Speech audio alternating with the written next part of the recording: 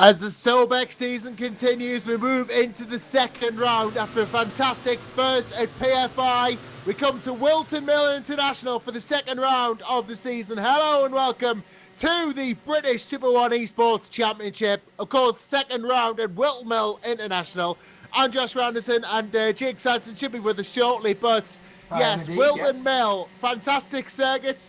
And yep, Jake Sanson indeed is here. And well, someone who knows Whilton Mill like the back of his hand, really. Well, yes, indeed. I mean, I'm very privileged to have commentated on various different forms of karting since 2013 at Whilton Mill. So the last 5 years, I've almost made it a second home in the world of British national commentary. It is one of the most challenging circuits in Great Britain. It is very nearly the Silverstone of British karting. It's very close to the British Grand Prix circuit, of course. It's within a half-hour, 45-minute drive of the circuit that hosts Formula One, and some of the top British championships compete at Whilton Mill over the course of a season, not just Super 1, but many of the other national and club-based series as well. So it is a big test of a driver's prowess, and a lot of the cadets here in particular will probably have done more laps around this place than many of the other karting circuits in the UK. It is in effect, to British karting what the Catalunya circuit is to Formula One. All the drivers do a lot of their testing here. They've got a lot of experience around this particular circuit, so it's one of the tracks that they'll know better than anywhere else. Yeah, it's got a bit of everything, really. It's got the fast opening sector and then the tighter corners as you go around the rest of the lap. And, well, it's these faster corners in the karts that, you know, are the most difficult, because especially that 1-2 complex, you can't take it flat. You have to slow down to some degree, but it's so easy to lose control of the kart with steering too much or just run too wide. You know, it's a very difficult opening couple of sectors, and then it's completely different after that. You have the tight hairpins and the corners after, which make for a very challenging lap. Yeah, absolutely. And then you've got that final section of the lap everyone affectionately refers to as the boot. Obviously, partly because of its shape, but also because of the way it sort of ebbs and flows. You go into that square left at the heel, as it were, at that hard left-hand hairpin, and then you've got that double right apex, which a lot of people, when you watch on television, you just see it as one flowing hairpin corner. It is actually two adjacent right apexes at the toe, and then you've got the ankle going out of the final corner, which a lot of drivers have got wrong in the past. You try to carry an awful lot of speed into that final turn, and it can cause absolute pandemonium. It is a great circuit, plenty of overtaking opportunities. You should hopefully see quite a few here in the Super 1 British eSports Championship tonight. But after the first round, we're expecting another close battle. Yeah, we're expecting some explosive action here after the brilliant round that was PFI. 3 weeks ago, and that was really one that sold me on, SoBEC as a series. I thought it was going to be good, but I didn't expect it to be that good. We saw some brilliant moves and brilliant laps set at PFI, and well, Whilton Mill should provide even better spectacle, to be honest, because it's a completely different track to PFI. Of course, that one has its crossovers and its tight corners and its fast sections too, but this is so much more challenging. I was actually doing some laps the other day, of course, with owning the KartSim Software, and it is such a challenging circuit, and the likes of PFI, I could pick up easily, but this was a lot harder to learn, so expect a couple more mistakes, but I find this no problem. Yeah, it is a tricky one, and having done an awful lot of laps on foot around this place, you don't really appreciate just how tough it is until you see it and breathe it for yourself, particularly on those faster sweepers. I'm just watching a couple of the drivers going through that first couple of corners, particularly on the way up towards Manuel's Bank and into Christmas, turn 3. Everybody's most loved and hated corner on the circuit in equal measure. You can get a great overtaking spot on the run up Manuel's Bank to Christmas. It's a really, really good part of the course. There's some great ebb and flowy corners around this circuit. You really have to time each one, and it's one of those places where if you run over a little bit, if you push it too hard over one corner, then you don't really pick up your rhythm again for another 2 to 3 corners. And drivers love the challenge of that, because you really have to put in an awful lot of hard work. But the race, considering it starts with that amazing challenge through Oblivion and through Crook, that flat out on the throttle left flick into a right-hander, which has about 2 or 3 different lines,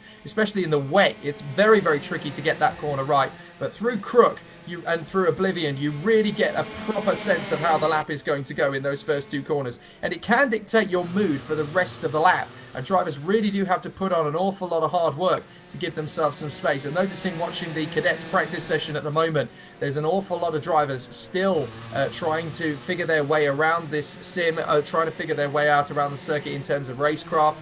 It is a tricky one. I'm not entirely sure if anything has been done over this meeting compared to the other one. There was some discussion, I believe, about mirrors so that people could actually see behind them, because obviously you don't get that same peripheral vision on the sim that you do in an actual kart. So I'm not entirely sure if anything's been done about that, but that's an interesting talking point coming into this one, because that definitely came up as a talking point at PF.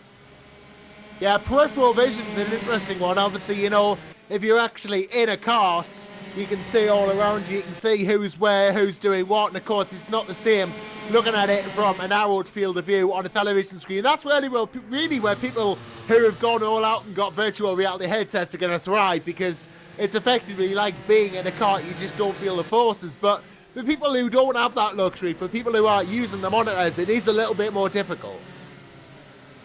The thing with this circuit as well is that everybody wants to do well here, because you get a lot of drivers getting a lot of track time here. You've got Whilton Mill's own karting club, which runs once a month, and they have their own winter championship as well. So a lot of the drivers from the middle of the country, around the sort of the Midlands to Northamptonshire, even towards East Anglia, will use this as their testing bed. So some of the best drivers in the country will be testing here regularly, including the guys at Karting Magazine. They come here an awful lot, the likes of Chris McCarthy and Piers Pryor. It's almost like a second home to a lot of people, and it's in a great setting. It's in the middle of the Northamptonshire countryside, just adjacent to the canal that flows through the most of the estuary of Northamptonshire. It's a beautiful part of the country. It's set in the middle of nowhere, but you on a day when there's no engine noise at all, you get that beautiful hubbub of the countryside, and it is another world. And we're looking forward to going here for this particular weekend for the second round of the Super 1 British Championship. It was great to see a few of the SoBEC competitors, particularly in the cadets, doing such a good job at PF International. Myself and Chris McCarthy were there for the full championship round about 3 weeks ago. It was great to see the likes of Alfie Briggs doing a particularly strong job, battling his way through. Real commiserations to Kai Bacchini, who looked like he was going to have a really strong weekend before his first race, before the televised finals, unfortunately getting taken out in an incident up at the corner just under the bridge. But there was some strong runs there. Sam Shaw obviously did a fantastic job as well. We should give a bit of a credence as well to Oakley Keatley, who is going to be continuing on his SoBEC Championship assault. He was actually racing at Llandau 3 days ago on the Sunday for the first round of the 2018 Birrellart UK Series and finished on the podium. So Keatley is really fired up at the moment and has got a good opportunity to put on some great performances tonight. Sandro Ballesteros, he wasn't able to get there in the end to Super 1 for the first round at PF, but we think he is going to be there for Whilton Mill because I believe it is his local circuit. So there's going to be an interesting one for all of the youngsters who are looking to continue on their fine form. But the man in form at the moment, as we saw last time out at PF, Josh, is Sam Shaw, and he's going to be a tough one to beat. He is, yes, out there with the fastest time in this practice session at the moment. He is going to be the one to beat, though, of course, I would expect some serious competition from Josh Erfin as well, and that number 7 kart as well, who himself is no mean, he's no slouch, really. He knows what he's doing in that kart, and came so close to Sam Shaw as well throughout the last round at PFI as well in the SoBEC series, but ultimately got caught up in an incident and fell down the field. If he can keep his nose clean this time around, Josh Erfin should have a serious chance of getting him.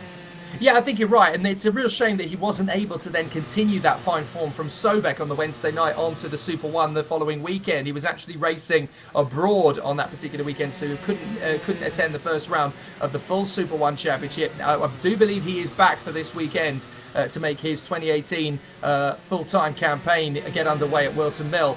But this is one of those circuits that everybody wants to do well at, so everybody puts their very best into, and everybody is going to want to get an awful lot out of this particular round of the championship. Hello to everybody watching on the live stream via YouTube. There is an awful lot of interest in this now, obviously, having had the first round of the championship and seeing how good a success it can be. It is only just going to keep growing from here. Second round of the championship, a very, very important one as the drivers are starting to settle into a bit of a rhythm now. But there's plenty of drivers in this field who are going to make a good impression here at Whilton, because even more so than PF International, the drivers in this field will know this circuit even better than they do PF up in Lincolnshire. Yeah, it is going to be an interesting one for sure. Of course, with everybody knowing it, doing the testing here, it's not going to be that much of a stretch to get themselves in the virtual world. And that's why all the cadets really are within about 3 seconds of each other. And that is impressive stuff, because I think the gap's a bit bigger at PFI, but here at Whilton Mill, a track which almost everybody knows, the gaps have really come down. We should expect close racing here as a result of that, perhaps even closer we saw last round. And of course, for this round of the championship, the second round, we're not just on the KartSim YouTube channel, we're also on the TDI Media YouTube channel, which is of course the company that produces all of the television coverage for Super 1's British Championship. So hello to all of those who regularly watch Super 1 coverage on TDI Media. And obviously all those in America as well who watch an awful lot of the Cool Fab British Racing Championship, which is via this channel. This is a new outlet for TDI Media to do virtual racing, the Super 1 British eSports Championship, an absolute replica of the main championship, and it mirrors the championship. So for those watching for the first time, everywhere Super 1 goes, 3 days earlier, we do the Super 1 British eSports Championship in sync with it. And the drivers are competing for some pretty impressive prizes in the virtual championship. The champion in cadets in the 2018 season will have their registration, entry fee and tyres for a whole season of Super 1 competition paid for the 2019 actual championship, as well as entry to this series again in 2019, which is an amazing prize, Josh. That can really change a young driver's career. In the junior category, they are competing for a test drive with the Douglas Motorsport team in the Ginetta Junior Championship paddock. And then in the senior championship, they are competing for a test drive with Arden Motorsport in British Formula 4. This is not just a game, it is potentially career-changing. It could make someone's career as well, someone getting a chance to test in a Formula 4 car, and well, who knows the connections you can make with that, the people you can impress, and with Arden Motorsport as well, who pretty much have been in pretty much every reach of motorsport you can think of. You know, they are such a big team, and you know, this is a Formula 4 test with them, such an experienced outfit as well. Who knows the places you could go if that test turns out to be potentially career-making, you know? Absolutely, and these guys are using this very much to their advantage. because they're obviously getting in extra track time for the race meeting ahead of them. And this is the advantage that eSports can give you now, is that you can actually go and test your particular kart, your particular racecraft at the circuit that you're going to be racing at. I use it an awful lot in my television commentary coverage. It actually improved my ability at PF International a few weeks ago, and I'm very grateful to everybody who watched, not only via TDI Media, but also who listened in via the Downforce UK stream to Super 1 at PF a few weeks ago. I can honestly put my hand on my heart and say this is actually helping. SoBEC is helping my commentary, because you get such a better feeling of it, not just from watching the eSports Championship to get you in the zone for the weekend ahead, but also driving it. I can't do that at a PF International Super 1 weekend. I can't actually get into a kart and drive it, but I can with the software, and it's very, very helpful to be able to get a better understanding of what the guys are going through. I still think we need to tempt somebody like Chris McCarthy of Karting Magazine to have a go at this, because I think he'd be better than he makes out. I think he'd do well at this. He might even win the championship if we get him in for 2019. He's that kind of competitive spirit. I think he'd do well. Anyway, practice comes to an end, and Josh Erfan, I'm amazed, Josh, he's put in a 51.99. That is a really impressive lap time, to be fair. I know it's only 0.122 ahead of Sam Shaw, but that just shows you the speed that these cadets are currently going. This is going to be a tough one. Yeah, it is going to be difficult. It's going to be a very close qualifying session between these top guys, I think. And, well, even within the lower currently placed drivers as well, it's 2.6 covers the whole field, which is a lot closer than we saw at PFI. So drivers really putting the practice in. And, of course, we know they all know Whilton Mill anyway. So this is going to be an absolute corker of a qualifying session. I'm really looking forward to this. And imagine if this is how close the cadets are, how the juniors and seniors are going to be as well. Well, yeah, we've talked about it several times over the course of the early part of the season. And these guys are taking it very seriously, actually. All those who have signed up to it are taking it very seriously. For some of them, this is just an extra bit of playtime heading into an official championship weekend. For a lot of these guys, this is their first step towards getting into Super 1. For some of these guys, they are club racers looking at the potential of getting into Super 1. They can't quite necessarily afford a full campaign in the championship. So this is a good step in and a good segue in, especially if you happen to go on and win the championship, because then that can actually help you pay for your registration, your entry fees, your tyres for the Cadet Series next year. And that is a good couple of £1,000 in there. So that will definitely help people move that extra step up. Now, obviously, the competition is very, very similar to that of official Super 1. The only difference being is that you get a qualifying session and one race, compared to a full race weekend when you'll get a couple of practice sessions, then you're qualifying, and then you'll get, depending on how big the grids are, a set of heats before a pre-final and a final. Now, obviously, the grid here is only 15 because we've only just started the SoBEC, the Super 1 British eSports Championship, as it's known, of course. So interest is obviously at a reasonable degree, but we are getting more and more people interested in joining the championship, especially now that they're seeing the prizes that are on offer. And the advantage of this is, obviously, you race in Super 1 because you're Britain-based. A lot of people come across from other countries to be based in Britain for a couple of seasons so that they can go and win the Super 1 British Championship. In esports, it doesn't make a difference. You can be from anywhere in the world watching this and compete. So if there are any Americans watching, I know that there's a massive US motorsport audience that watches the TDI Media channel. If you have R Factor 2 and a steering wheel and a seat and a rig, all you have to do is purchase the software and you can compete in this championship. So it's perfectly legitimate, no matter where you are in the world, to be competing in the Super 1 British Esports Championship. Yeah, and who knows, it can make, as we say, it can make someone's career. So if they can afford to, you know, do a Super 1 season, get it done, get racing, it could be you. Now, I know there's been an awful lot of speculation about whether or not this is worth the money or not, because obviously we have to take into consideration the fact that the KartSim software is £400. Now, that does sound like an awful lot of money for what you're getting, but let's just remind you, you have a basic version on R Factor 2, which is just short of £20. You get a couple of karts with that and a few of the circuits just to test it out to see if you want to go for the big £400 push. But let's not forget that the winner of this championship gets a test session either in Ginetta Juniors or British Formula 4 as a racing driver, or if you're under the age of 14 as a cadet, then you will be competing. Oh dear, I was just watching, sorry, as the qualifying session gets underway, we've already had our first little moment as somebody's lost their front nose cone already. I think That might be the 27 that's had a bit of an incident there. So already it looks as though we've had a nose cone or two fall off the car. Now, obviously, I've interrupted myself there. I do apologise, but we do need to keep an eye on that during the course of the racing because, obviously, in real Super 1, your nose cone falls and drops out of position. A front-fairing penalty is applied. In this sim, you can't quite simulate the front fairing falling out of position, but what does happen if the contact is too severe is the entire nose cone section falls off the card. So we'll be able to spot quite easily, Josh, which drivers are going to get penalised and which drivers are not.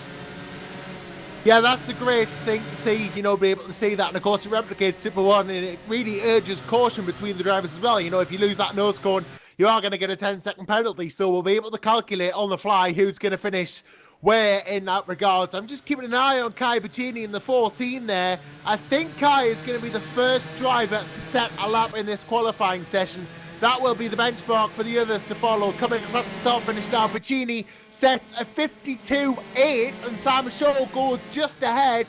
Oakley Keatley as well goes behind about 3/10. Of course, these lap times not going to be massively representative, but of course a short session. So they are going to be pretty much benchmark times for these drivers. And it goes to show that Bacchini, up there immediately with Sherfin, only doing a 53.7 on the first lap. Well, yes, Bacchini will know this circuit much better. And obviously he's done a lot more laps around this particular circuit than he would have done PF. PF was an interesting one for Kai. He acquitted himself very well in the actual championship as well as in SoBEC. But here, all of the drivers will know the circuit better, so the confidence levels will be a little bit higher. Now, that's not to say that PF is not as good a circuit as Whilton Mill, quite the reverse, in fact. I would say that obviously a lot of people in karting consider PF to be the premier circuit in Great Britain for international karting and British karting alike. Whilton Mill, however, is epicentral to the British Isles, so pretty much everybody in karting who is central in motorsport knows Whilton Mill very well because of its geographical location. Its close proximity to Silverstone makes it a very interesting location. Now, interestingly, second place up into the top two goes Oakley Keatley. I did say a few minutes ago, for those who've just joined us, straight off the back of getting a podium finish at the Birolite UK Series at Llandau 3 days ago, Oakley Keatley has jumped straight into the sim here at SoBEC and is fast out of the blocks, and he's been very strong every time I've watched him at Whilton Mill in the full version of karting. In the virtual version, he seems to have lost none of his speed either. Keep an eye on Keatley, he could go for the win. Yeah, of course, the one to watch being Sam Shaw, but Keatley could very much be a winner here at Whilton Mill. Knows the track obviously very well, as you mentioned. Still about, well, he's just cut the gap down to about 0.35 there at the Shaw, so gains about 500ths of a second. And that is good for there, but Sam, yeah, Josh Erfin, well, hey, well, I tell you this, I said Josh Erfin would be on it. 52.1, straight up there, a 10 faster than Shaw. And he is making a statement here that he will not be deterred after a less than brilliant run at PFI last round. Well, Sam Shaw's gone up into second place. The gap between them is 0.094. It's so close at the top of the qualifying times at the moment between Erfin and Shaw. And with Josh Erfin going up to the top, as far as he is concerned, nothing less than victory will do after coming so close at PF International. And Josh knows this place like the back of his hand, so he's really going to want to push very hard. But then Sam Shaw knows his way around here too. Then we've got Keatley and Bacchini, Alfie Baxter Davies and Ryan Ward in the top six. Really good from Ryan Ward in particular because he's always had a threat of top six in him, but it's good to see that he's actually there on merit now. Nathan Marquez in 7th place, Ollie Stevens is 8th, Jason McCleary, and then Sandro Ballesteros, who is one of the Downforce UK Autism Award finalists last year. A very, very talented young driver is Sandro. Ethan Jeff Hall, another driver doing absolutely brilliant work in his early part of the SoBEC season. Oscar Toyton in 12th, Alfie Briggs, he will get another fast lap in, don't you worry about that. Then we've got Alfie Briggs in there as well, and James Dutton, and the positions are changing quite dramatically now because we've had Sandro Ballesteros creep back into the top 10. Oscar Toyton's gone 10th fastest, and Oakley Keatley has got Bacchini behind him, with Nathan Marquez moving up to 5th place now. So there's definitely some strong movement in the field. Yeah, a couple of movers and shakers going on at the moment. I'm just watching Bacchini, who's now a second behind Shaw in the overall times, and well, that just goes to show how quick Shaw is. I mean, look at his time, it's a 51.7. That's already faster than we saw in the warm-up session. This is getting serious between Shaw and Erfin, and Well, Oakley Keatley hasn't managed to break into the 51s yet. I expect he'll try with a minute to go in this session. Really is between Shaw and Irfan once again for the pole, though. And, well, I imagine if Shaw keeps this up, he will get it. But Josh Irfan cannot be looked over.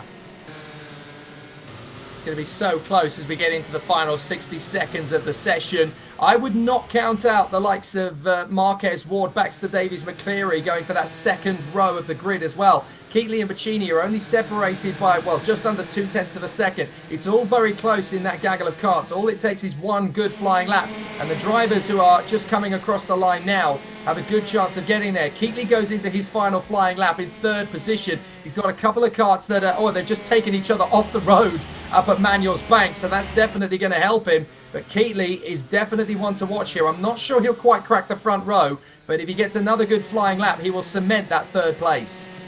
Yeah, Josh Irfan was indirectly involved in that as well. One of the nose cones came off the cart and he hit it on the way through. I don't know whether that's going to slow him down that much. Looked like it cost him a little bit of time, but we'll see as he comes across the start finish. Obviously not there yet, but Sam Shaw is going to possibly want to take advantage of this. He's pushing as hard as he can to improve that 51.7. And Shaw coming around the final corner now. Will there be an improvement from Sam Shaw as he comes across here? He's on a 51.7, does not improve, but Josh Irfan, is that little collision going to hurt him as he comes across the start-finish line? The time is a 51. It's not faster, it's a 52. Once it might have. That was so tight between the two of them. Who knows how close that could have got. Keatley remains in third position behind Shaw and Irfan. Bacchini in fourth place. Marquez in fifth. Up to sixth comes Jason McCleary with a final flying lap of a 53.077. Good work from McCleary there. Ward is seventh from Baxter Davies. Then Stevens, Jeff Hall, Ballesteros, Toyton, Briggs, Dempsey and Dutton. And there is only 3.8 seconds from the front to the back. They're definitely tightening up after the second round, Josh. Yeah, they're tightening up and really getting closer now. This is what we like to see, close qualifying sessions. And, well, I think Kai Bacchini and Oscar Toyton are having a bit of a race of their own now, even though the qualifying session's over. But they've just pulled an end to that, as I say that. And, well, just a bit of fun going on in the qualifying session as well for these cadets as well, because, you know, they're just trying to get the best lap in. And you have tightened up, as you rightly say. 3.8 seconds in it. This is going to make for a very close race. And considering these are very young drivers as well, some of them, you know, very young. And the fact that they're all within this close of each other shows the quality of this cadet field. And these could definitely be the start of some careers for these drivers. And obviously complementing, you know, their achievements in Super 1 as well. Yeah, it's worth remembering that actually for those who have seen a lot of sim racing and have said or probably thought, well, the driving standards aren't great. They're going off all over the place. You can say that with the benefit of not actually being that close to the reality of what is actually taking place here.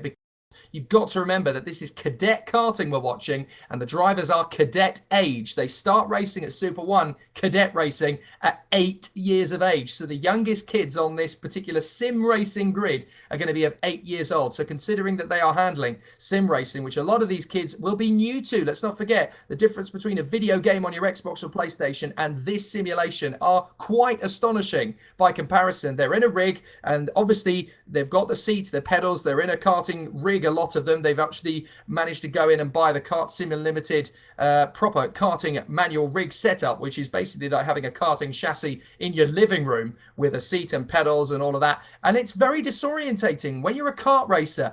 Every single thing that you're doing behind the wheel is all felt in terms of G-force. It's all of the energy that's going through your backside to a certain degree. You feel that as you're a karting racer. Doing it in a simulator is very different because the steering and the brake and the acceleration and the concentration levels are all the same, but you don't get that same sensation in your backside as a racing driver that you would do in a normal situation. And that is a very difficult thing, particularly for young kids aged 8, 9, 10, 11, 12, to get their heads around, because the natural air of being a racing driver, that natural exhilaration and that sensation that you get just cannot be replicated in sim racing in quite the same way. So these guys are actually doing a sensational job, considering that some of these guys are as young as 8, 9, 10, and they're in sim racing at a professional level for the very first time, Josh. They are doing an amazing job.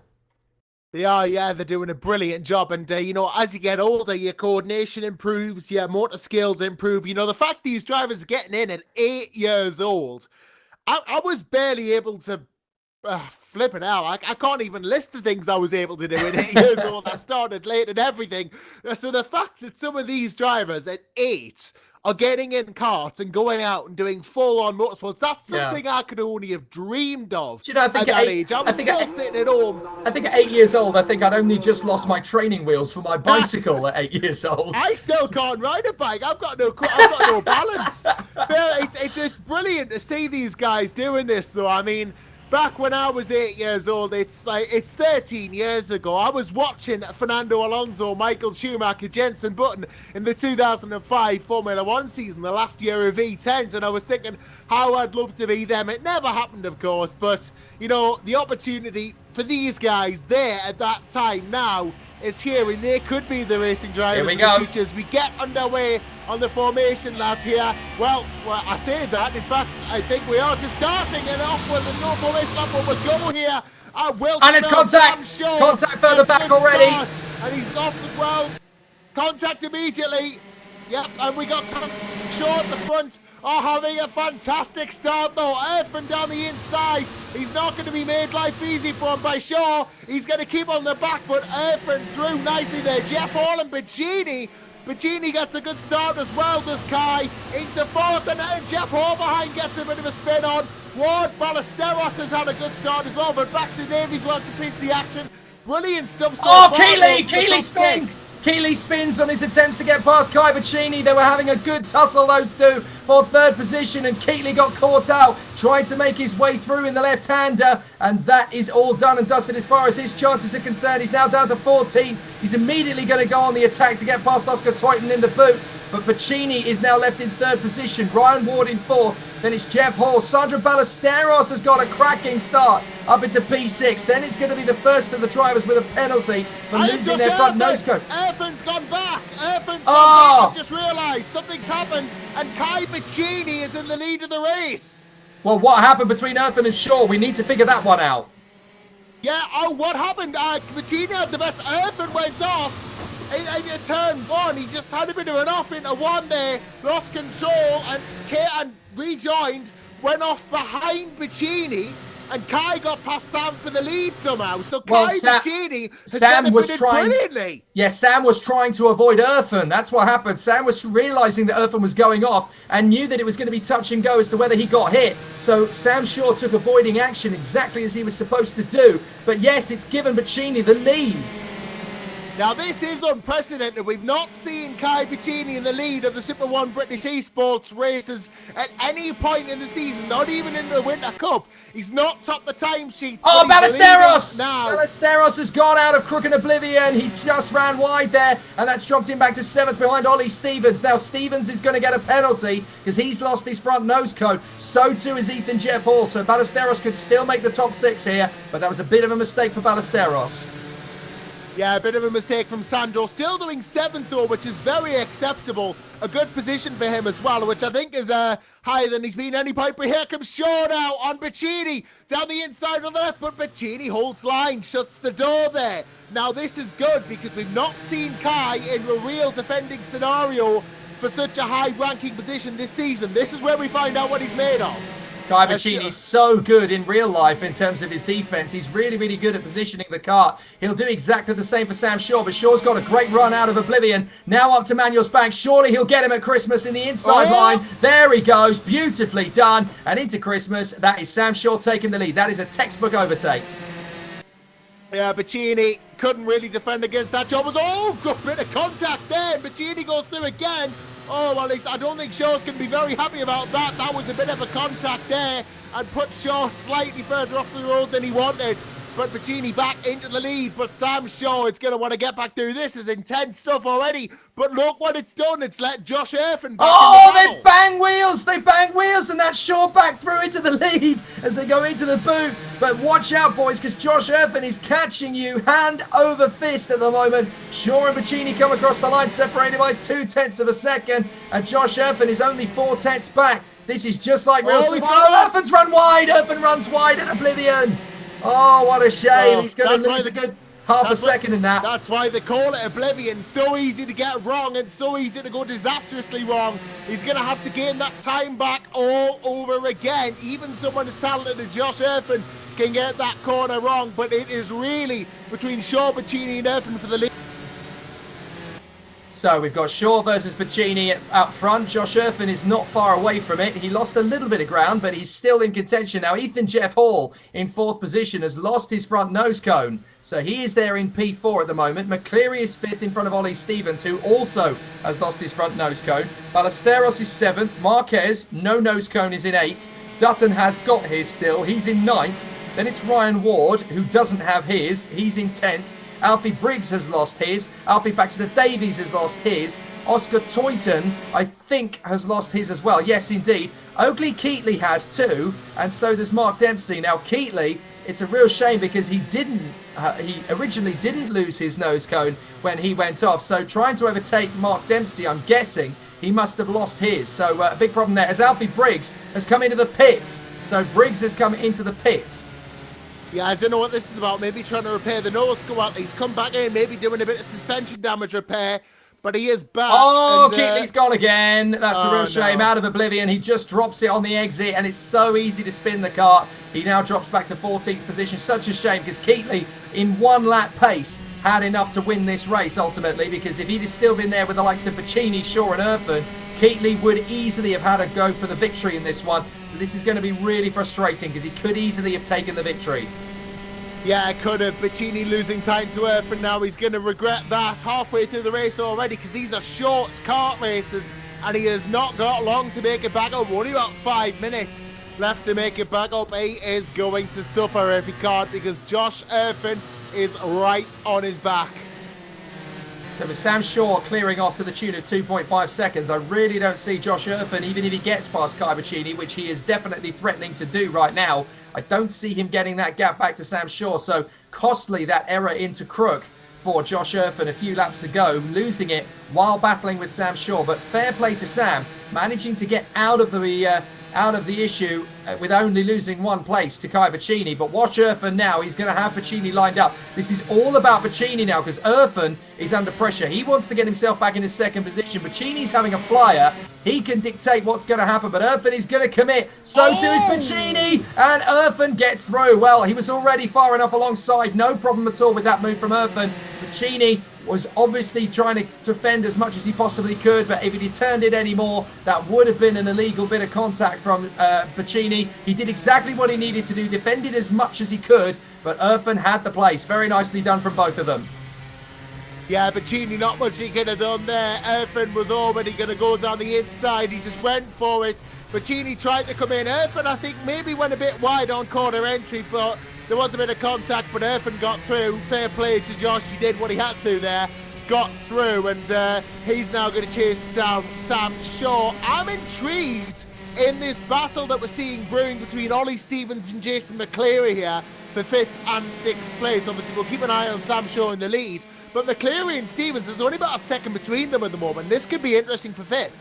And although you've got to, take into account that Ollie Stevens doesn't have a front bumper, does he? So he is going to get that penalty, yes. He will get a 10-second penalty for the lack of nose cone, but if he can get ahead of McCleary, puts him off and back him into Sandro Ballesteros, if he gets a 10-second lead on him, that will still give him 5th position. So he's got to try and get on with it. And this is the same as in any form of karting. It really doesn't matter if you know you've got a penalty. You've just got to keep going. You have to keep pushing, because you never know what's coming around the corner. Now, as these races are going on, we are taking questions from the stream, because we've got 2 streams up and running, of course. One on the KartSim channel, and also one on TDI Media for all the people who watch Super One's television coverage. We've had a question come in from Racing Line. Iami standing starts? Well, actually, all of SoBEC is standing starts. It's a very different form of racing to what these guys are used to, because of course Iami Cadet drivers do rolling starts. The only championship in Super 1 that does actually have standing starts is Honda Cadet, which is the sister category for cadet racers. But these are of course Iami Cadets, as you well mentioned their Racing Line. But in SoBEC, the Super 1 British eSports Championship, all classes are standing start, which of course presents its own unique challenges. Yeah, indeed, and standing start, you got to get that start well done off the entry, and it's a difficult thing to do. Alfie Briggs in the pits, I see, and Oscar Titan being lapped by Kai Pacini. And Dempsey's just gone off. Dempsey's just gone off as well. Keatley managed to get Keatley managed to get past there, so that puts him up into 12th place. So it's a good bit of manoeuvring from him.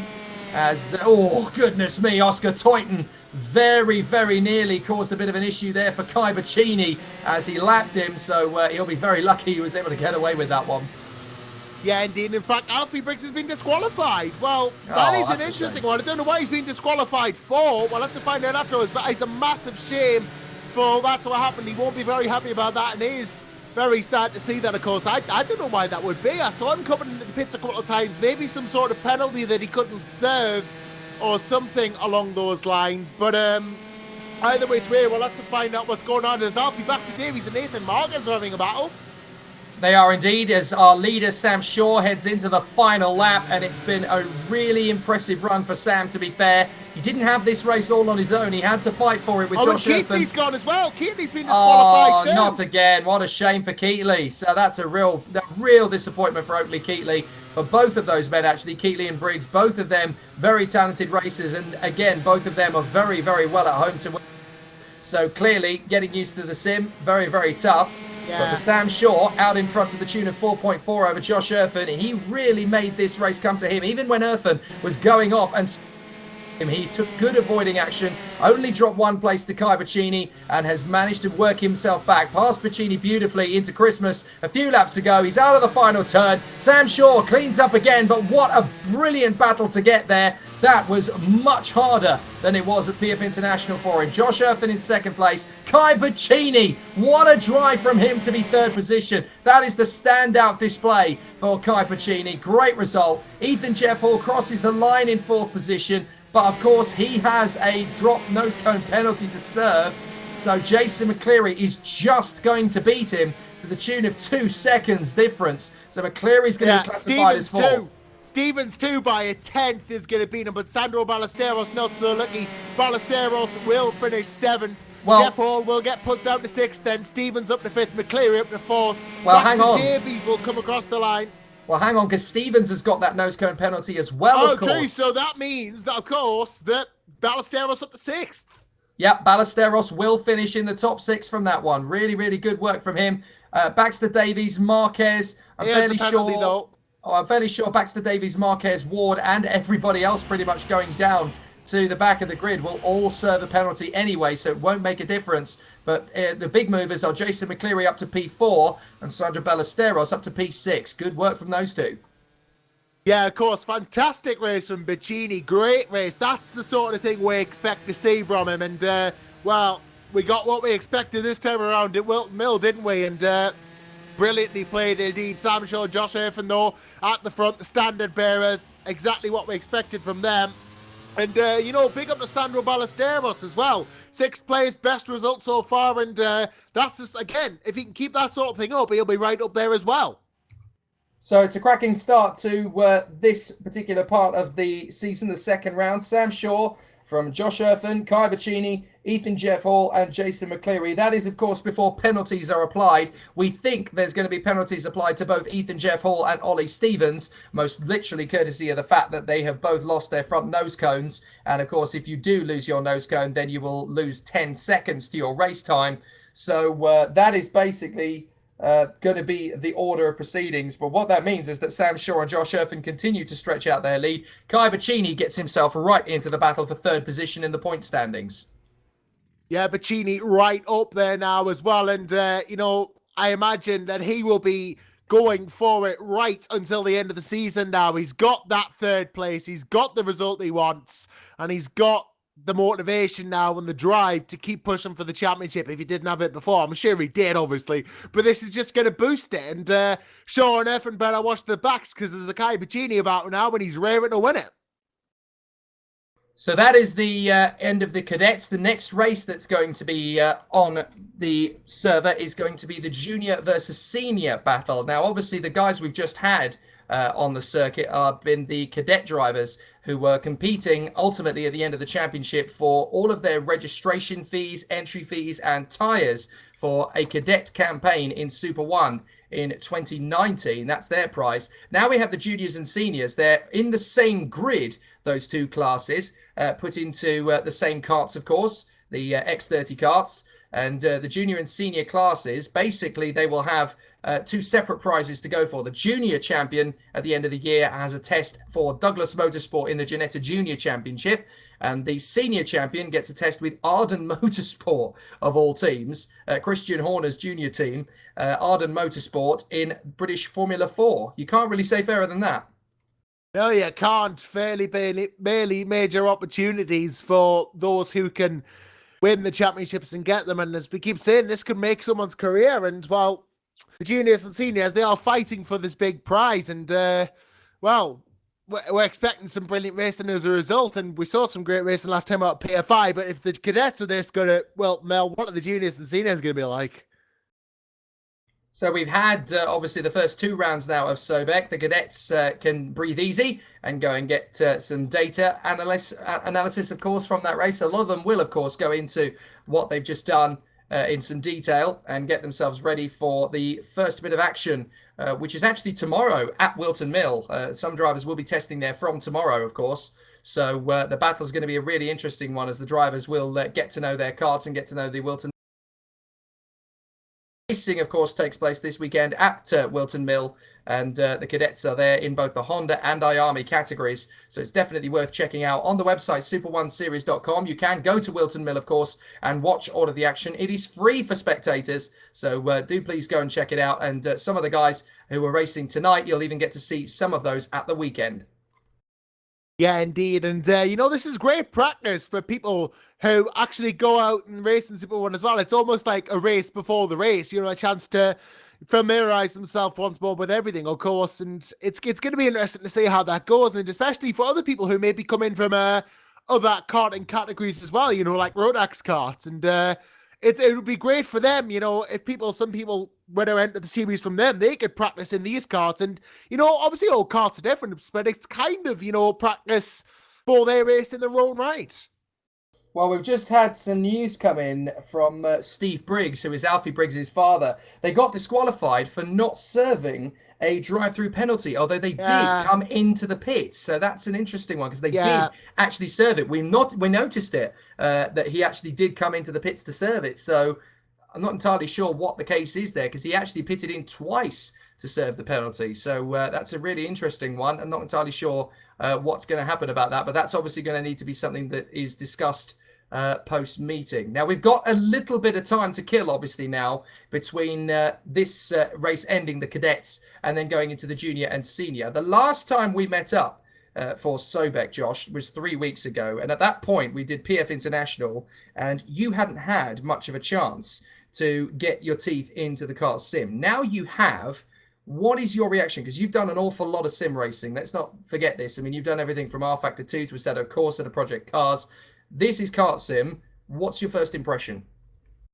Well, as someone who's a better commentator than a driver, I was not really expecting to be that quick, and I wasn't. But, in terms of feel, it is such a challenge, and it's completely different to anything else you're going to do. And I've heard people say that this is the closest that anyone has ever made to the authentic karting as well. I'm not someone who does a lot of karting in his off time. I'm more of a tin top person. I do more touring cars in the virtual world and GT cars. But to get into a kart like this, it was so difficult to get used to. I started getting my times down after a couple of laps, of course, and I started getting used to how the kart reacts. But there's no suspension barely on it, so it's very direct. It's very simple. You have to almost drift it around the corners, and that's how you get it round. But it is it makes you want to come back for more, even though I'm not very good in them. I wanted to improve my times and get closer, and I wasn't very quick in the end, and I still wasn't in these karts. But, for the experience, it really is immersive. I know what you mean, actually. I came away from running laps at PF International thinking I was quick. and doing a relatively good job. And then boom, as soon as I think I'm quick, Harrison Scott came out and just absolutely ruined my reputation. In the first practice session. Oh yeah, I'm not as quick as I thought. Oh well. But no, it is very addictive, isn't it, this? It's one of those forms of motor racing that you just cannot help but get addicted to. Yeah, indeed. And, I know people who have done racing as well. I know people who are in actual karting. I know someone who races in Formula Blue, which is the form of karting as well. And he's been very interested in getting in just through seeing these broadcasts. He's been interested in getting in maybe for the 2019 season if he can afford it. Because, the opportunities that can come from this are amazing. And, we've got people, who race in all types of karts. I mean, you've got these Army Cadets we've just seen, got the X30 juniors and seniors, Rotax 177 and Max as well.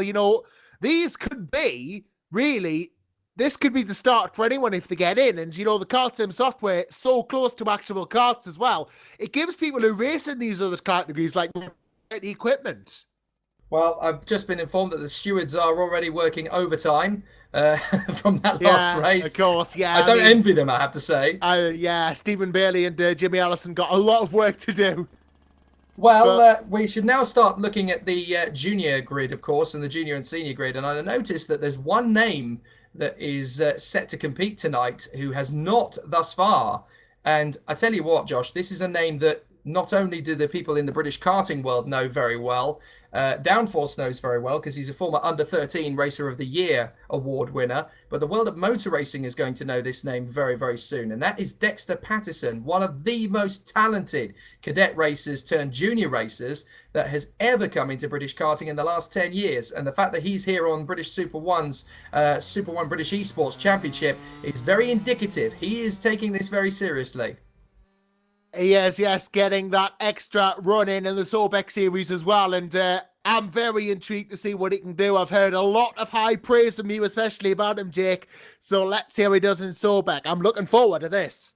Well, Dexter Patterson is already a Super One British champion. He has done so in a couple of different classes now. He's won so many different awards over the course of his last 4 years of karting. Came into it as one of the youngest in the cadet fold a few years back now, and is now one of the most promising junior drivers in the British and international karting scene as well, of course, because he doesn't just restrict his racing to British racing. I'm actually going to watch him as he goes around the circuit and gets some practice laps in, because he is definitely going to be, for me, on paper, a contender for the junior race at least, because he's definitely got an incredible amount of speed in him. In fact, he is one of those drivers who could win the whole thing. Yeah, really could win the whole thing here, and I'm interested to see whether he will, because, he's coming around late, admittedly, but if he's as talented as we think he is, he could quite easily make that deficit up in the other 6 rounds with the points the way they are. And I'm really looking forward to seeing this race now, seeing what it can do. Of course, the juniors and the seniors work together. Not as many junior entries, of course, as there are seniors. That's why they race together, and they are in the same equipment, the X30 karts, of course, just 2 different classes. So we'll see exactly how it goes for them, and we've seen that juniors and seniors can mix it up together quite well. Well, Patterson is just putting some laps in around the Whilton Mills circuit at the moment. He's just on a 44.843, which gives you an idea of just how much faster the X30 karts are compared to the cadets, just like real life, in fact. And we haven't really discussed much about the points system, actually. We didn't touch on it much over the course of PF, and we've got some time before the qualifying session gets underway for the junior-senior race, so let's talk about it. The winner of the final race, of course, walks away with 75 points. Runner-up is only on 72, so there's only a 3-point deficit between those 2 positions. Same going back to 3rd position. They are on 69. 4th has 66. 5th has 63. And 6th has 60. It continues on with a 3-point deficit all the way down the line. So it's very, very close indeed. And that basically means that anybody who finishes even in maybe 3rd or 4th or 5th position for one race, it makes things very, very tight. Winning is not necessarily going to guarantee you the championship at the end of the season. You've got to be as consistent as you possibly can throughout. You do, yes, and you've got to be consistent, got to be on it 24/7, and consistency really key in this championship. Of course, with them being karts as well, so difficult, and consistency hard to come by, but it makes it all the more important that you find it. So what can drivers actually be penalised for as well? Because that's worth taking into account, because a lot of people will just look at it and go, well, how much can you actually get penalised for in a sim race? Well, there's actually quite a few transgressions drivers have to stay away from, of course. It's very similar actually to the world of real racing. You can get penalised with an awful lot of different incidents. So you either get a racing incident, which is basically, if it's a typical racing incident, then no penalty is applied at all. Or drivers that are warned for certain things. So basically, drivers will get penalised if they violate a rule and cause an issue on track, but it's not enough for a full penalty. Now, if you have 2 of those infractions, then you will receive a penalty, but just 1. The driver's standard stewards are very, very strict on this. They do an awful lot of homework, so you obviously have to be very, very stringent, and obviously that's why we have the race stewards. Of course, the stewards of the meeting are actually well versed in Super 1. Let's not forget that either, Josh, because these guys know sim racing inside and out. They are, of course, delegated from the simracing.club, which is one of the top sim racing leagues on the planet. Yeah, SimRacing.club running their own version of the World Endurance Championship as well, the Virtual Endurance Championship with prototypes and GTs as well, and well-versed in that, well-versed in GT racing, prototype racing. They've seen it and done it all, really. So they know their stuff and they know what can go and what can't, so you can't really ask for better stewards than that.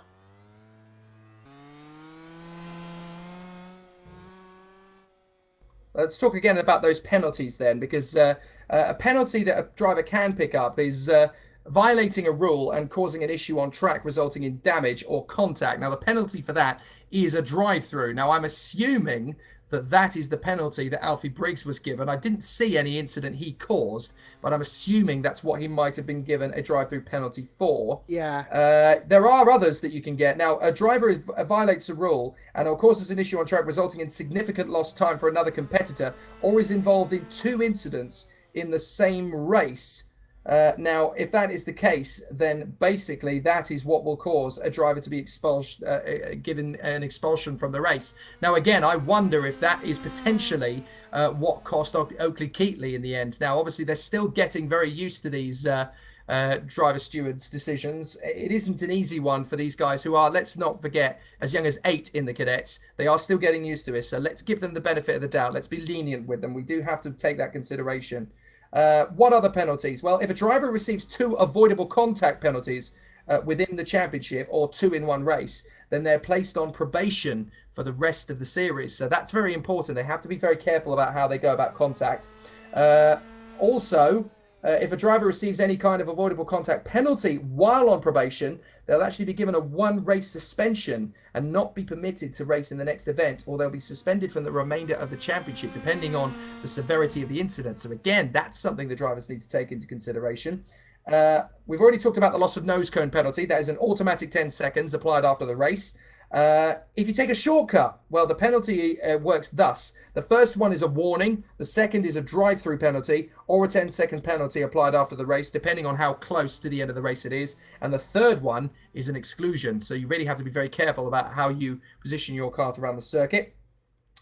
Blue flags. You can be penalised for blue flag violations as well. So the back markers have to be very careful. Now, the penalty for a blue flag violation is a drive-through or a 10-second penalty. Again, judging on, how close to the end of the race it is. And the same goes for a yellow flag violation. Now, there's also the same penalty applied for blocking, Josh. Now, that's a really important one, because in karting at MSA level, blocking is taken very, very seriously indeed by the officials. So the penalty for blocking in this is a drive-through or 10-second penalty as well. And also, there's a pit lane violation penalty, which is a drive-through. There is also a penalty, actually, Josh, for chatting. And obviously, just how important it is not to be chatting when you're in the middle of a sim race. Yeah, of course, you put the message in that text box during the race, you're going to get a penalty for that, and it can be very off-putting and distracting, seeing something just like, you think you're racing, and someone just pops up in that box and think, oh, what's going on there? Oh, I've crashed. It can be very distracting, and it's happened to people before that I've raced with, so, best just not to do it. I haven't got a clue how people can type that fast anyway. I genuinely don't know how that works. But anyway, yes, drivers have been known to do it. Now, qualifying hot laps may be reviewed for the same penalty scenarios, of course, with the same penalties being applied.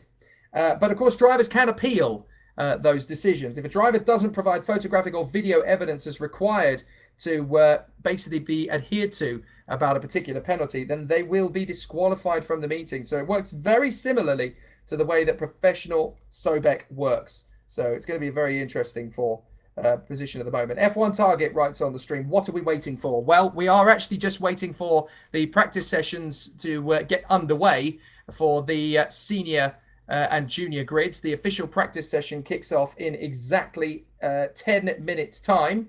So that is for the junior and senior official practice session. So that is what we're waiting for at the moment. But we are taking questions from everybody. So do please write into us on the YouTube stream. We're more than happy to answer any questions that you may have regarding SoBEC. Now let's get one of the questions from Alex Everett, who writes, do you think this week will be the end of Fuelgate? Now, actually, we have got a little bit of time to discuss this, Josh, because last time, of course, for those who are watching PF International, Fuelgate became quite an interesting talking point because we had several drivers fueling for a certain amount of laps at PF International and then not making it to the end of the race. Now, have we heard any more about this? Yeah, that's the thing. We had people, I think it was because they were relying on the in-game calculations to get through when they ran out of fuel.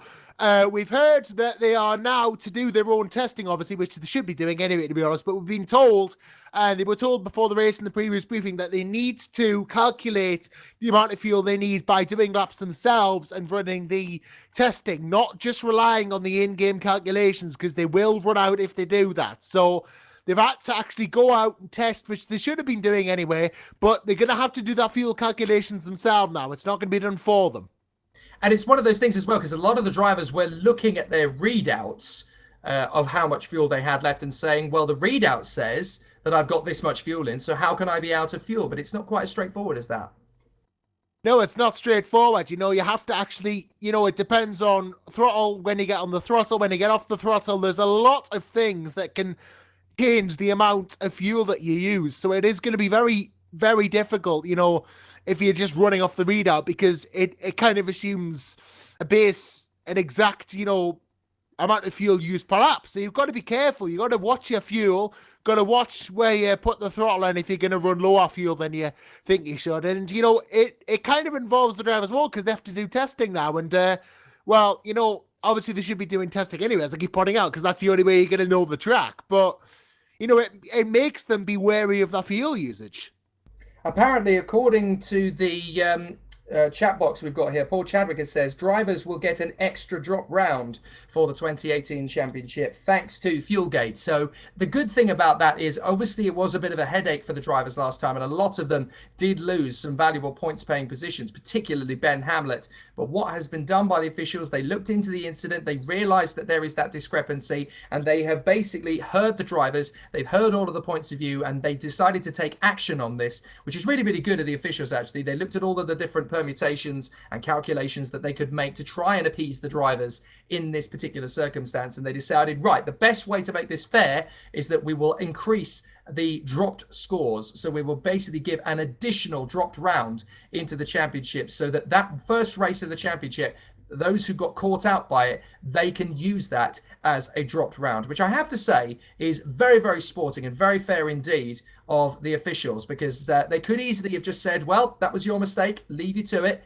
But obviously it's a brand new championship. There's always going to be teething problems at the start. So fair play to the officials for deciding to be lenient and give them that additional dropped round. And that's really, really good from a sporting side, Josh.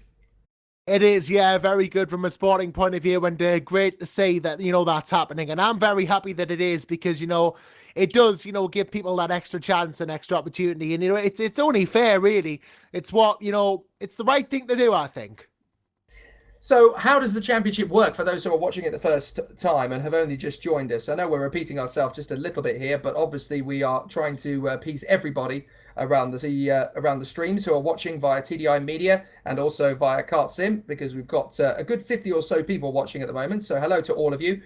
We have got a karting championship basically that runs in tandem to a certain degree with the British Championships. So the Wednesday before each of the official championship rounds, there is to be a British Super 1 eSports round of the championship. So it is very similar in terms of its style to the actual championship. And the 3 days before the actual race meeting takes place, you will have all of the various different bits and pieces going on. So it's a really interesting battle, and obviously you end up getting pretty much all of the same championship rounds that are still taking place in the official championship. There's only a couple of discrepancies to that, but the calendar takes place over 7 rounds of the championship in total. We've had PFI. Tonight, of course, is the second round at Whilton Mill. The third round of the championship takes place on the 9th of May, which is at Lark Hall in Scotland for the West Scotland Karting Club, which is where all of those amazing legendary racing drivers such as David Coulthard, Alan McNish, Paul Di Resta, Dario Franchitti all plied their trade and got into motor racing from. Then we have on the 13th of June, just over a month later, we have Rowra, which is that fantastic circuit up in the Lake District, an absolutely amazing place. One of the only circuits, I think, on the planet that actually is built into a quarry. It's an amazing setting for a motor race, and Rowra is one of the favourites amongst the drivers in the championship. Then we wait another month for the 18th of July for the Monza of British karting. I cannot describe it in any other way to justify it as that. Shennington, it is the speed circuit with massive long straights, broken down only by the Bruno Ferrari chicane in the middle of the back straights. It is an amazing place, and I've seen so many great slipstreaming racing incidents and races that take place on the Shennington circuit. It's a great venue. Then we go on the Wednesday, the 5th of September, to GYG, Glanagos Park in the northern part of Wales. And if Shennington is the Monza of British karting, well, GYG is the Spa of British karting. It really is so picturesque up in the Welsh mountains. It's a very tough ebb and flowy circuit with lots of big climbs and steep descents. It's a great racetrack. And then, of course, we finish at the end of September, the Wednesday prior to PF International, which is on Wednesday, the 26th of September. And that is, again, at PF International. The practice sessions last 15 minutes in length. The qualifying sessions last 8 minutes in length. And then the racing takes place over 15 minutes for each of the classes. And there are 2 races, of course, in one night. One for the cadets with all of their sessions running in unison. And then we have all of the junior and senior sessions are all in unison as well. Now, we've obviously got people chatting away on the stream. So James Lowther has responded to what has very quickly become known as Fuelgate. I'm going to pick that up and run with it. I think that's a great term. Fuelgate. He said, I put 16 laps worth of fuel in. Hopefully, it's enough. You're the sim racer here, Josh. 16 laps worth of fuel for a 15-minute race. Is that going to work? Well, obviously we saw a 12-lap race in the cadets, obviously, with it being, I would imagine 15 or 16 laps will be the distance, but it depends how you're calculating that 15 or 16 laps. If you're calculating it just from what our factor 2 tells you, then you might be in a bit of trouble if that's underestimated it. So your best choice is to just go out and do testing and log your fuel, but it's weird. It depends what you're basing the 16 laps on. I can't give a concrete answer. And of course, it all very much depends as well on how much testing James Lowther has actually done. He could well be pulling a bit of a fast one, pulling the wool over people's eyes here by saying, well, I'm just going by R factor. But I have a feeling he's a very, very talented and very intelligent young lad, is James Lowther. I wonder if there's going to be a little bit more to it than meets the eye. Perhaps so. We'll have to wait and see. And, well, it'll be interesting to see if that was the case. Well, I tell you what, all of the action from the junior and senior race in SoBEC can be mirrored a little bit to what happened at Super One in reality. A few days after Super One Series British eSports Championship, we had the first round of the championship, of course, of PF International. And one of the names on everybody's lips that weekend was James Lowther. He had an absolutely fantastic start to his campaign for all of the right reasons as well. Absolutely amazing battles and grabbing all of the headlines over the course of the weekend. The real battle for the 2018 championship, I think everybody is going to agree now, is going to be James Lowther versus Guy Cunnington. And that battle, if anybody hasn't seen it yet, I strongly urge you, once this broadcast is over, stay on the TDI Media channel if you're there, or if not, head over to the TDI Media channel if you're watching via KartSim Limited's.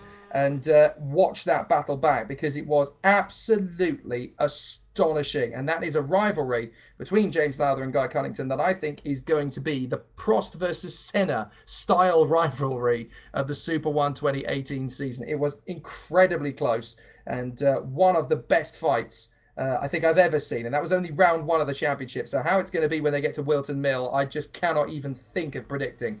So it's going to be really exciting. For those who are hoping for live coverage of the weekend at Whilton Mill this weekend, we have to unfortunately tell you that the live coverage will return in time for Lark Hall at the West of Scotland Karting Club. Chris McCarthy will still be there, of course, providing trackside commentary as normal on the PA. And TDI Media will, of course, be filming there this weekend for the Whilton Mill programme for each of the finals in each of the classes. But the live coverage for Downforce Radio of the Super 1 Series will return in time for the Lark Hall round of the championship, round 3, which is in May. And I have to say, we're all really excited about that one. It's going to be fantastic. Now, junior and senior categories here. That's going to be an interesting one. Last time, it was all Ben Hamlet's way until Fuelgate intervened. So do we think he's learnt from that, Josh? Or is this going to be a tough one for everybody to get right?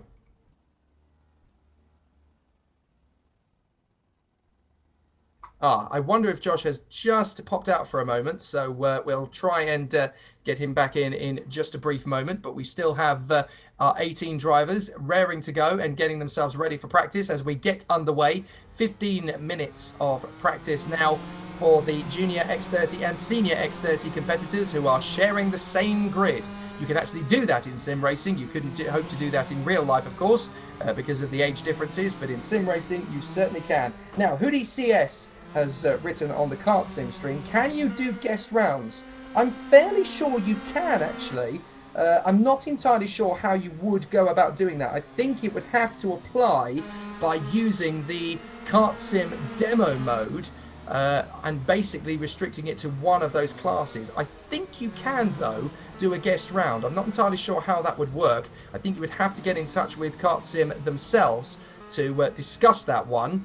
But I do think it is possible, from what I gather, from what information I've been told, that you can do a guest round. I'm not entirely sure how one would go about it, but I'm fairly sure you can. So that is the answer. I don't want to nail my colours to the mast and guarantee it, but I'm fairly sure it is possible.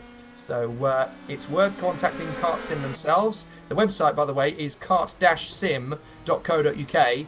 Do get in touch with them. They are more than happy to help for any of the questions you may have. Me. Josh Anderson's back. Yes, I was about to say James Lowther's had a bit of an off there as he was on a qualifying lap, and well, that is a big off actually. Well, it's not a qualifying lap, it's practice, but yeah, that was a bit of a moment for James Lowther there. Hopefully that doesn't happen in the race. Just seen the replay of that one as well. Yeah, that's a very uncharacteristic mistake, it has to be said. Yeah, a bit uncharacteristic indeed, but yeah, well, be interesting to see how this actually goes, and yeah, fingers crossed that this doesn't happen come the race for him. But that was a bit of that kind of went on and on and on, that one, didn't it? It did. It took a long time for that particular incident to unfold, so he's going to feel quite aggrieved about that, which is a real shame. But he did pretty much everything he could have possibly done in that state of affairs, so a bit of a problem really from his point of view, I suppose, but you know, he gave himself the best possible shot. Now, just to give you an idea, we were talking about James Lowther a little bit earlier on, and we were basically stressing, you know, the battle between James Lowther and Guy Cunnington for 2018 in Junior Rotax. How close is it going to be?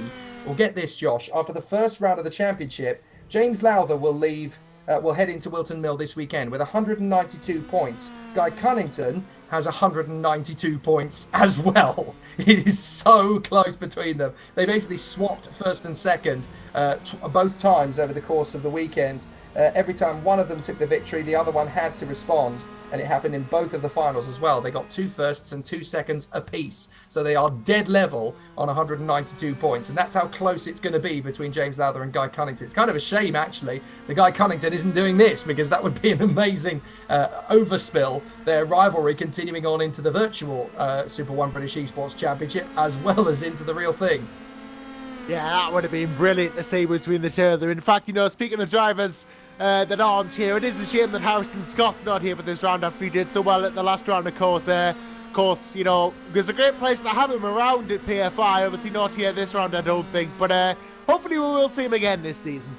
Yeah, I think he will. You've got to remember that, of course, he has his single-seater championship campaign to prioritise. He'll do it whenever he's got a free opportunity to, and he is hopefully going to have a couple of good opportunities to come back and have, as far as he's concerned, this is a bit of a play, but he'd love to do it. And, of course, we're all waiting on bated breath to see if our competition winner from the Autosport International back in January, who won a copy of the software, who won an entry to the championship, is going to make an appearance. And that man is Lando Norris. I wonder if he's ever going to show up.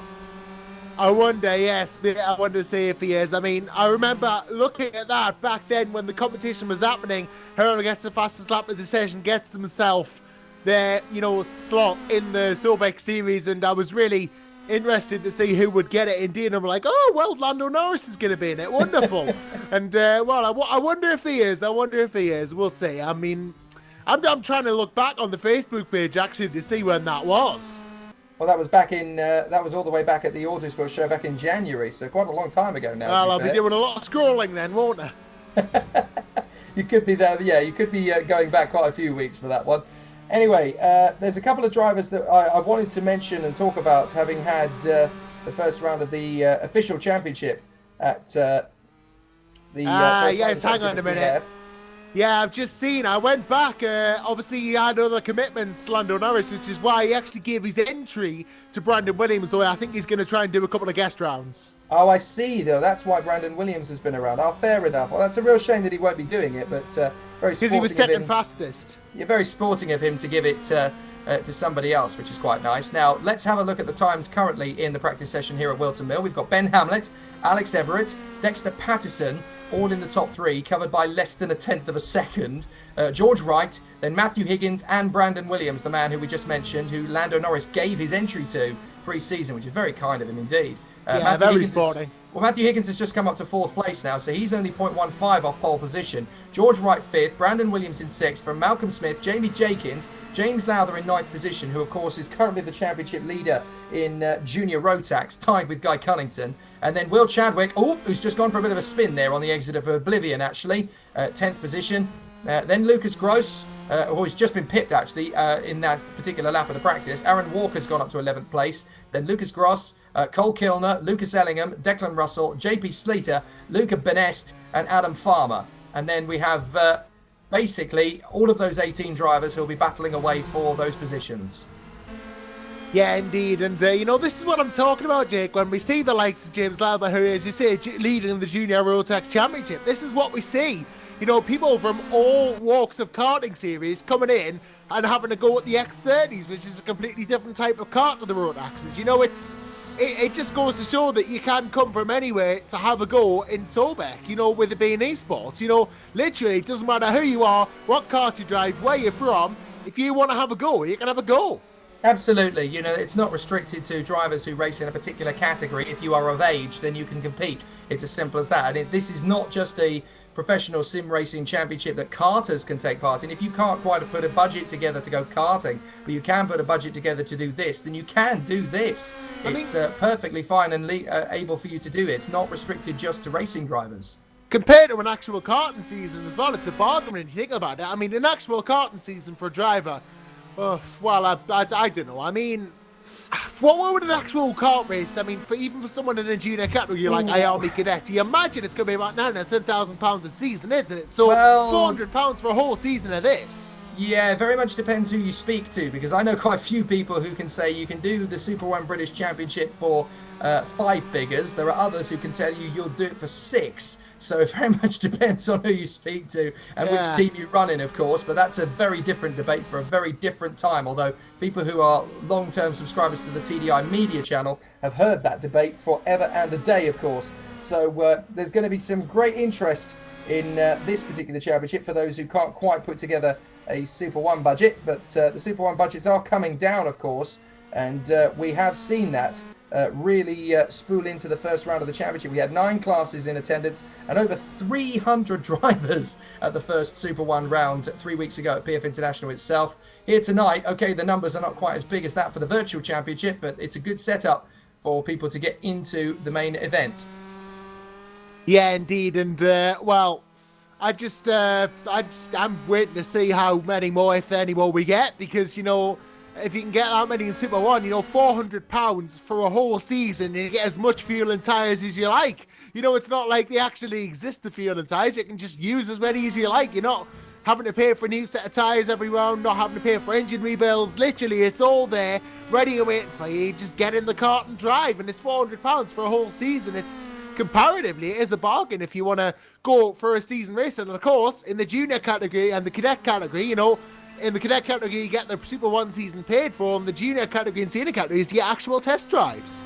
And it's worth pointing out as well, actually, while we're talking about what the benefit is, it's also worth pointing out that drivers are looking at this thinking, well, this is the second round of the championship. Surely if I pay for it now, I'll miss out on the championship because I've missed 2 rounds. Well, no, actually, if you wanted to get there in time for Lark Hall in 4 weeks' time, you still have a chance to win the championship because, of course, this is a championship where 2 rounds of the championship are dropped scores. So you could still enter the last 5 rounds of the championship having missed the first 2 and win the whole thing because drop scores do come into account. So those people thinking, well, I've missed my chance. Well, no, you haven't, because obviously you can still have 2 rounds of the championship dropped and you could still win based on the fact that you've done well in the last 5 rounds of the championship. So it is still doable. It is still possible.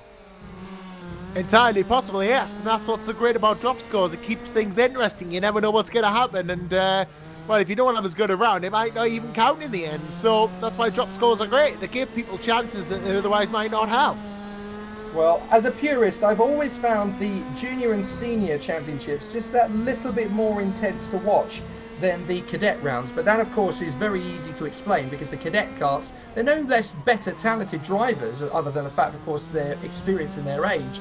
But it's more to do with the fact, of course, that the speed of the cadet karts is obviously a lot slower and a lot more relaxed in pace than these guys who are particularly quick. You'll always get the most intense and brutal of race battles in the junior and senior categories. So putting them both, those sets of drivers, onto the same grid is obviously going to spice things up because the juniors will want to go at it hammer and tongs with the seniors. And we're going to see that this time because Ben Hamlet, leading senior, is only 0.296 faster than Dexter Patterson, who I'm fairly sure is still a junior. So we could end up getting our first junior overall winner if Dexter Patterson continues this kind of pace.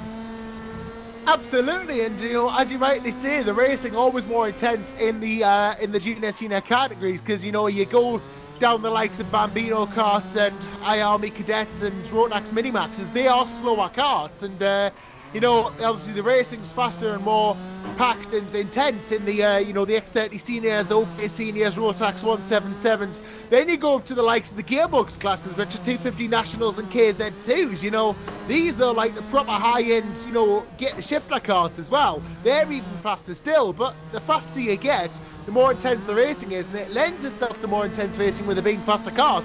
But the driver standards really no different between any of them.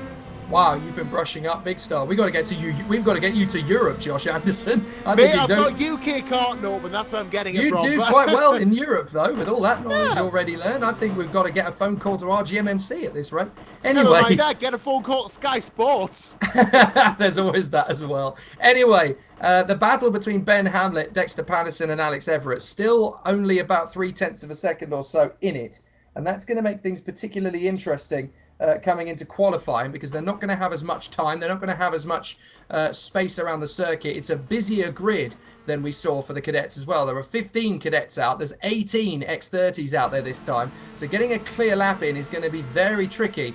But this is just like a normal day at Whilton Mill for these guys. They're starting to get into the ebb and flow of it and getting quite quick. I'm just watching Alex Everett, who's pushed a little too far over the edge there at Crook and Oblivion. Very easy to do, of course. But this will be particularly interesting to see who gets the best of it because, of course, everybody is going to remember round 1 for, as has already been called, Fuelgate. I'm rather hoping that this time it's going to be about the pure quality of the drivers. And I know that obviously everybody has been working tooth and nail to make sure that the incidents last time are not repeated. But we did see some great racing even without that, Josh. So I think that's going to be academic.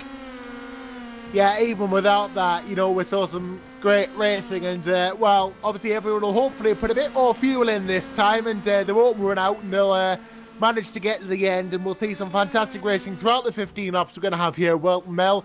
Obviously, with a mean of about 44-second laps, I would expect the race is going to be about 12 minutes long. So a very, very short run here indeed. And I would expect some brilliance out there on track from the drivers and teams here. Well, I say teams, teams of one in that regard.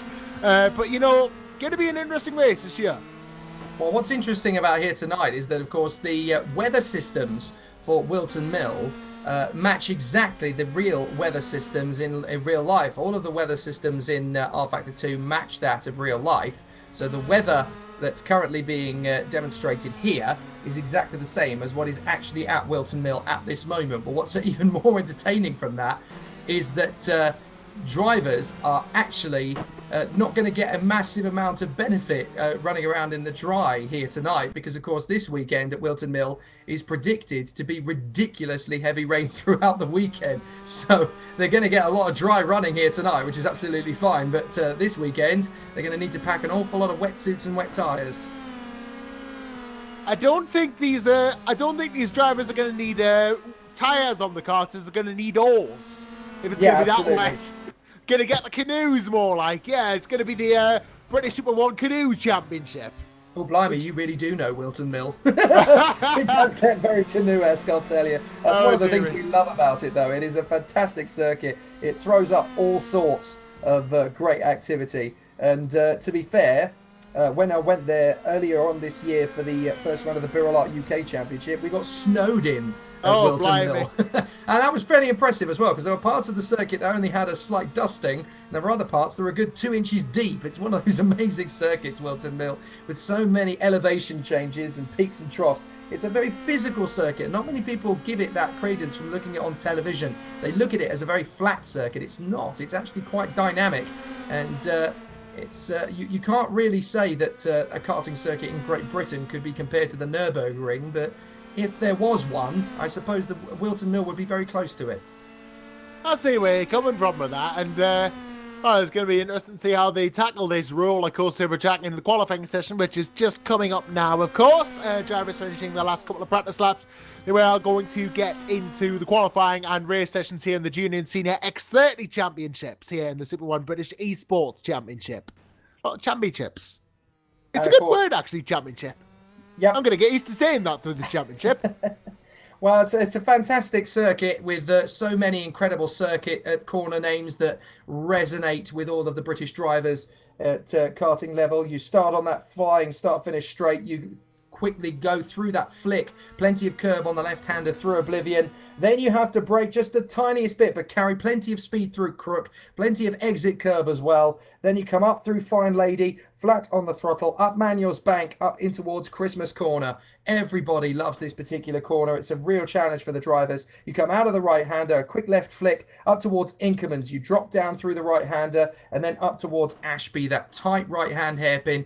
A really easy place to overtake if you get it lined up through Inkermans nicely. Then up the very short Kenny straight, into Parker, the left-hander, then dropping down once again into Chapman, that long flowing left-hand hairpin that opens on the acceleration, and then down into the back straight, and then into the boot. You get the ankle, the left-hander that goes uphill, the toe, double right apex, and then you flow through Pitts Bend, or as I like to refer to it, the heel of the boot for the final turn that brings you back onto the home stretch. So many great races have been played out here in so many different disciplines of karting. It is a magnificent circuit. Yeah, great circuit indeed. I think there's a lot of great circuits on the championship as well, to be honest. PFI just being one of them, and obviously we had the Winter Cup there, then the first round, and we got all these great circuits coming up, brilliantly modelled by KartSim, of course. I imagine, I could probably, if I were to do practice on one of these and then go to the actual track, I'd probably know the track like back my hand because it's been so well modelled. Well, I'm rather hoping that this turns into a much bigger championship as a result of seeing all of this, because there are a few other championship circuits, of course, that could take place over the course of a season. I'd love to see the SoBEC add a few other of the Great British circuits onto the calendar. Of course, we've got a few of the others that we've already mentioned through the course of the season. I mean, we're going to some great ones over the course of the year that we've already spoken about. So obviously, we're going to be going to we're going to Rowra, we're going to Lark Hall, we're going to Rissington, over the course of the season, but I don't think we're going to Rissington in the virtual championships, which is a Yeah, real shame. I don't think we're going to. I think Clay Pigeon's another one we're not going to as well, unfortunately. One of my favourite circuits in Great Britain, Clay Pigeon. I know someone who races in Formula Blue and absolutely loves Clay Pigeon, does most of his racing there as well. It is a massive shame we're not actually racing here this season. Maybe for next season, though. So green flag for qualifying. We are underway for the junior and senior X30 qualifying session. There's a couple of others I would have loved to have seen. Maybe, hopefully we'll get to see them on 2019. Of course, in recent times, Buckmore Park has become a non-owner driver circuit. They've only got Arrive and Drive running at Buckmore Park. There's only 2 championships, I think, of national level that still race at Buckmore Park, and that is Club 100 and Daytona D-Max, of course. All of the others are just Arrive and Drive karts that are owned by Buckmore Park, which is a real shame. And I know why the Surtees family who took over Buckmore Park have chosen to do that, but it's a real shame for Super 1 that we can't race in the proper British Championships at Buckmore Park anymore. We've had some great races there. It'd be lovely to do it in the Super 1 British eSports Championship, though, of course. When you buy the software for SoBEC, you do get Buckmore Park with it, which is quite nice, so you can still have that exhilarating feeling of running around Buckmore Park. There's a few other tracks I'd love to see added to it, though. Landau is one of them, actually, and it's been a while since we've raced at Landau. We used to go to Warden Law in Sunderland. We used to go to Nuts Corner as well over in Northern Ireland, and that would be a great one to have added to it, as well as Three Sisters up in Wigan. I love the Three Sisters circuit. It's one of my closest ones to me, and I do love racing there. And of course, Super 1 has been to Three Sisters in the last few years, so it'd be a great one to return to. And of course, it'd be great to see Rye House on there as well, actually. Another fantastic British karting circuit. There's so many that you could do. I'm just hoping that this trend of the KartSim software means that we'll eventually do more virtual versions of some of the great British tracks. Right, our qualifying session is now well underway and our flying laps have gone in. I think that's plenty of waffle now, isn't it, Josh? We can start talking about proper things that are actually happening out on the circuit. How do we do that for 45 minutes? I don't know. Yeah, how do we do that? That's the question. And, well, we can start by noting that Ben Hamlet is currently leading in this qualifying session on a 44.448. And, well, the Dexter Patterson's only about 400s behind him, and Brandon Williams only 900s behind Alexander at a 10th.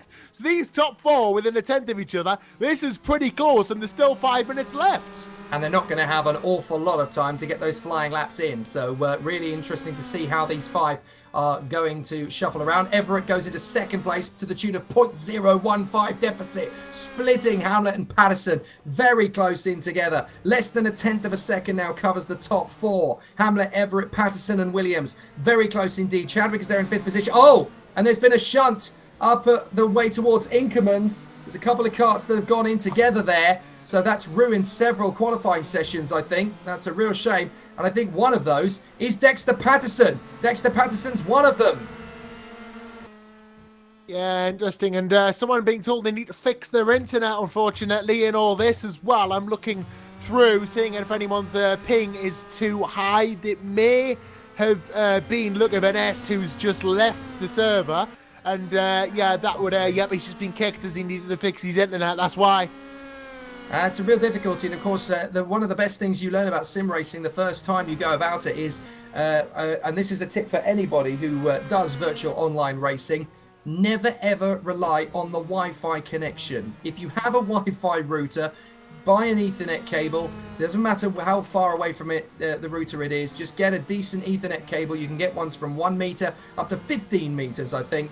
And make sure that you plug one end into the router and the other end into the gaming unit. I cannot stress this often enough. I used to get all sorts of problems with the connection and lagging within the sim thanks to the Wi-Fi. Having gone wired, it just fixes everything. I mean, I know that sounds fairly basic for people who know their sim racing, but for people who don't, that is just an overnight fix to make you 10 times better as a sim racer, isn't it, Josh? Yeah, of course. I mean, internet is an interesting one for sure. I mean, I have a bit of a predicament in that my modem is downstairs in the main room of my house, and my room is very far upstairs, almost out of the house. Same problem. So what I did was I actually got a power line connection, got that through, put it into the wall, and then got the second one into my room, and it works perfectly. I mean, I get 70 meg download at the best of times. 10, 20 meg uploads, you know, it's more than enough to race with. See, that's what I need to change to, actually, because my current system is an incredibly long wire that my wife is very tolerant of. Yeah, get a power line connection. It's a lot easier.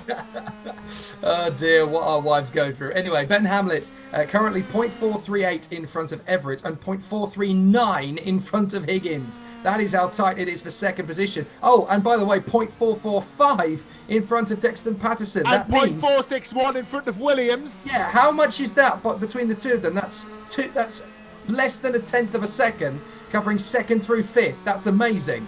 300ths. Oh my goodness, that is brilliant. Incredibly close. Literally could not fit a pinhead between them. So as those four will battle for the front row of the grid, we've got George Wright in 6th position, then Will Chadwick, Malcolm Smith, James Lowther and Jamie Jenkins rounding out the top 10. Then it is Lucas Gross, Cole Kilner, Adam Farmer, JP Sleater, Declan Russell, Lucas Ellingham and Aaron Walker. And we're hoping that Luca Benest has got everything together in time for a restart, if that is at all possible. And Dexter Patterson has come out of the pits, having been into the pits and sorted out his front nose cone, and has gone 3rd fastest. Well, there you go. Problem solved. Patterson straight in there, 3rd fastest. Breaks up the closeness of it between the Higgins and the likes of that before, but Everett's still only a 10th behind. I'm interested to see if he can improve in 57 seconds. Will get about, well, I think he might get 2 laps in now, actually, here, if he gets across the line. So, yep, he is going to get 2 laps in, Alex Everett here. So let's see what he can do in those 2 laps. I don't think Patterson will. Patterson is only going to get 1. MZ Drifting asks on the TDI Media stream, isn't there a PFI track? There is. We had it for the first round. We just raced there for the first round of the championship, and we'll race there for the last round of the championship. Very BTCC, I think, that starting and ending at exactly the same venue. And it definitely makes the racing interesting for us to have the same venue to start and end with. And of course, we had the Winter Cup at PF International as well back in February. So yes, it's one of the more popular circuits on the mod. We're in the final 15 seconds of the session now. Ben Hamlet is up out of the boot. He's going to get 1 more flying lap in, as you predicted, Josh. He will just come across the line now. So too will Alex Everett now. Dexter Patterson is not going to get through. Oh, his flying lap. Now, who was that he connected with? Who was that he was battling with? I think it was Farmer. He was trying to go down the inside. Farmer was on the outside. And yeah, there was no way that was ever going to work, to be honest. And Russell's rolled it. Russell's rolled it out of the final turn as well. So Russell has ended up upside down on the racing line. Goodness me, how did they avoid him? Very, very quick reactions, I think. I think they've just got out of the way just as soon as they could. They did what they had to do. But Ben Hamlet now going around the final couple. This is going to be crucial if he can get in front of Everett even further than he is. He's a 10th ahead. Alex Everett is going to have to push hard. I don't think Hamlet's improved that much. Everett's not going to do it either. But then again, that lap time, 43.8 dead from Hamlet. That is impressive. Very hard to beat.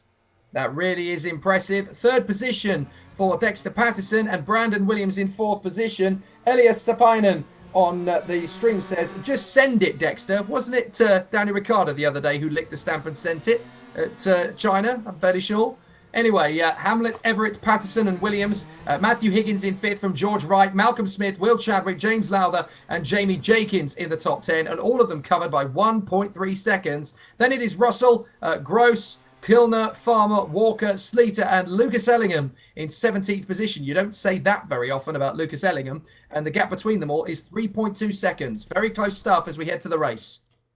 Yeah, we mentioned Ellingham. Not usually we see him that further down the order. He has struggled, I feel, just to make it into the virtual world here, obviously a bit far back. It's not the same though, I understand, for a kart racing. It's not the same, not feeling the G-forces and the force feedback pretty much. The closest you're going to get to an actual kart here is if you have virtual reality and a direct drive wheel, you know, and that's very expensive to have. So I understand it is a bit difficult because the immersion is completely gone for anyone who doesn't have that sort of setup. And, you know, it is going to be difficult, but any amount of testing can't get, you know, bring the immersion back, can it?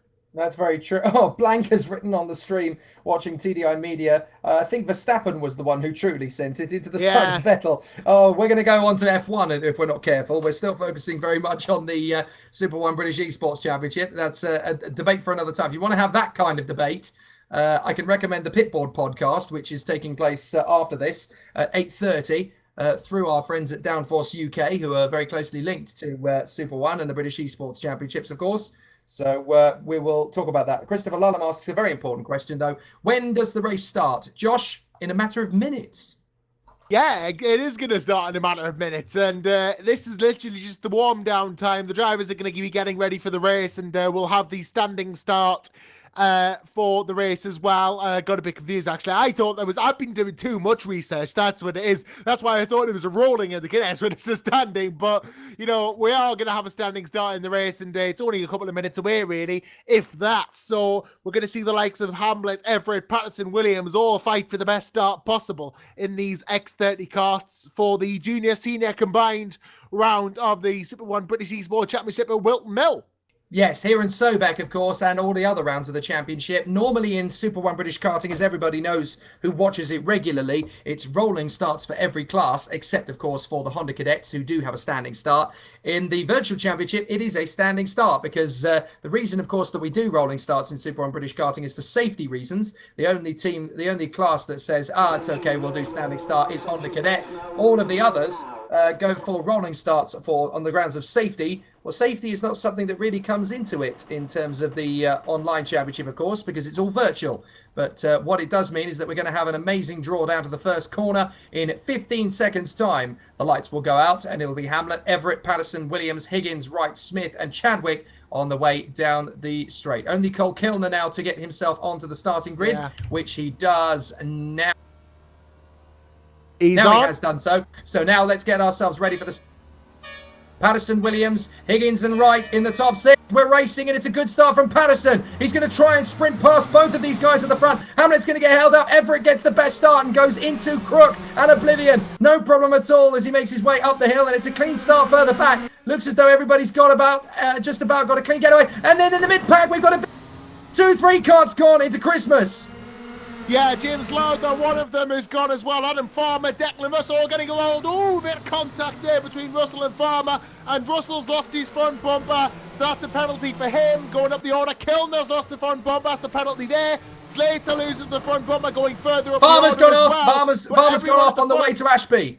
Yeah, Farmer off again, but everyone else at the front has their bumpers. Hamlet's got a good start though. Everett, Williams, Patterson all chasing. This is incredible from Ben Hamlet's point of view. Having lost out to Everett initially, Hamlet forces his way past Everett and into the lead. Then it is Williams in third position from Patterson. Patterson is threatening Brandon Williams, though, on the way up to Christmas. He goes up to Manuel's back. They so nearly connected. I think they did. They might have just nudged each other. Now through increments up towards Ashby. Is this going to be a move from Patterson? No, he's too far back, but he could get him on the undercut as they come up towards Parker into the left-hander and on the run down towards Chapman's. This is where Patterson can make the move. Oh, Chadwick as well. Further behind this contact. Jamie Jenkins into seventh. Will Chadwick, Malcolm Smith. This battle behind them is just as intense at the moment. Malcolm Smith trying to find Will Chadwick, who's just lost position. Jenkins. Oh, in fact, Chadwick gets contact. Jenkins got hit there. Matthew Higgins, George Wright all battling as well. Patterson and Williams, Hamlet and Everett. I don't know where to look. Well, there's Aaron Morgan as well against JP Slater contacting to one. Well, everybody in the top 10 still has their nose cone, which is interesting. Then we have James Lowther in 13th, who has his. Nobody else has got their front nose cone. So the top 10 are all fine. Then James Lowther. Oh, Walker spins! Walker spins on the way to Ashby, and he's actually cut across the infield. Now, that's going to be his first warning, unless he's done it already. If that's his second, he'll get a penalty for it. But James Lowther is the only man outside the top 10 who still has his... Jenkins has gone off. Yeah, Jenkins off there. Jamie Jenkins has had an off there in 13th, and he's trying his best to keep hold of affairs here, but it is slightly difficult when you're having a couple of issues and incidents. Everett and Hamlet still battling for the lead, of course. Patterson and Wright going for it. Higgins, Chadwick, Smith, Walker, Slater, and Lucas Gross as well. Gross gets past Slater for 10th there, and then Slater gets him back. Lowther wants a piece of that action as well. So much going on in these lower positions as well. GP Slater just trying to hold off Lucas Gross in all this. Remember, Slater and Gross and have no front bumper, so Lowther technically ahead of them already, but he doesn't want to get too involved in this. And Slater gets a half spin round there, and Lowther gets free. Well, Lather's got to be careful because, as you say, he still has his front bumper. He doesn't want to lose it in a silly incident as Walker is now to 8th position. I think that's George Wright who spun off at the heel of the boot and has now rejoined in 9th position. Now Lather going for Lucas Gross. He runs wide. Keep it out of the grass, James. Goodness me, he came close as Sleater and Jenkins run over somebody else's nose. Both of them have lost their noses now, so it's going to be a very tricky one as Sleater and Jenkins battle away. Walker hits a bump and spins. I've just noticed he hit a bit of a bump there and spun the cart.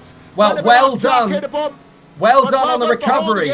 But he's gotten absolutely mauled by Jenkins and Slater there. He's going to have to try and fight back through. Here's Jenkins himself goes off and loses ground. That's how tough Whilton Mill is. It's so hard to keep on the line sometimes. Well done to Walker on the recovery because he didn't lose his nose cone rejoining the circuit. That's going to be a really important moment for Walker because his race is not done yet by any stretch. Lucas Gross, meanwhile, has lost his nose section, and so too has Malcolm Smith. So Malcolm Smith just outside the top 6. He's now got a drop nose cone. Now that's a real problem. So everybody in the top 6 is okay. Alex Everett still hassling Ben Hamlet for 1st position. Brandon Williams getting pressure from Dexter Patterson. So we've got battles for 1st and for 3rd.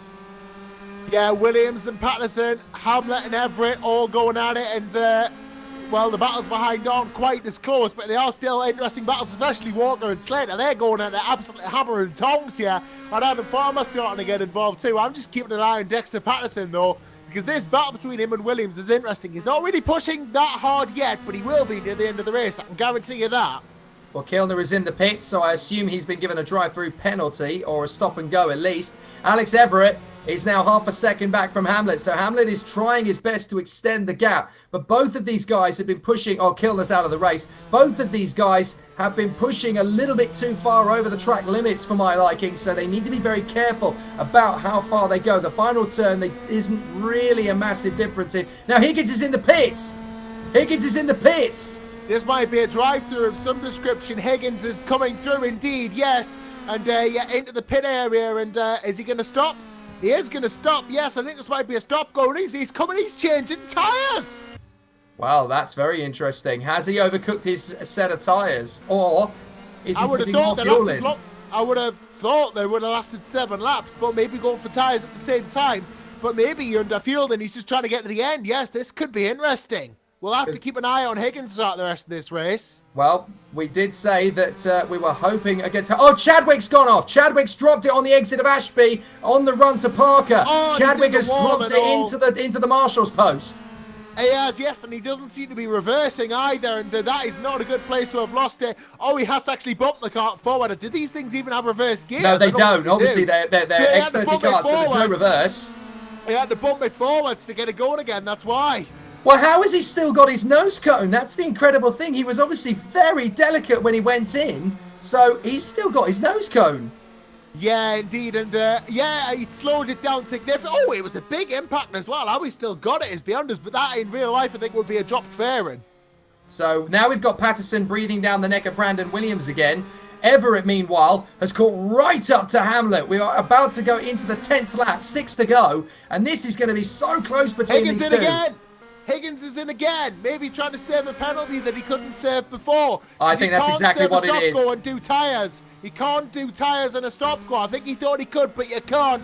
You have to do it the way it was a drive-through. That's what it is. You can't do any work on the car during a drive-through. You have to just do it, as the phrase goes. And that's what he's done now. So he should be in the clear. But Everett and Hamlet on a real flying battle here at the moment. And Williams and Patterson for 3rd. We'll have to keep an eye out for that one as well, because they're very close indeed. Into the ankle, into the toe of the boot, and then dropping down the hill into the heel. This is going to be interesting. We've got a slower kart in front of them as well. That is Lucas Ellingham, who has lost his front nose. So as far as Hamlet and Everett are concerned, they've got to be so careful. And Lucas Ellingham is a professional racer in the karting world. He will not give them too much of an issue. They go right on the outside. Nicely done from Lucas. No problem at all for there. But it has compromised Everett just a little bit. Not because Ellingham did anything wrong, but he just caught him at a slightly awkward point of the braking zone. And that made him just a little bit tentative to the tune of about 1/10 of a second.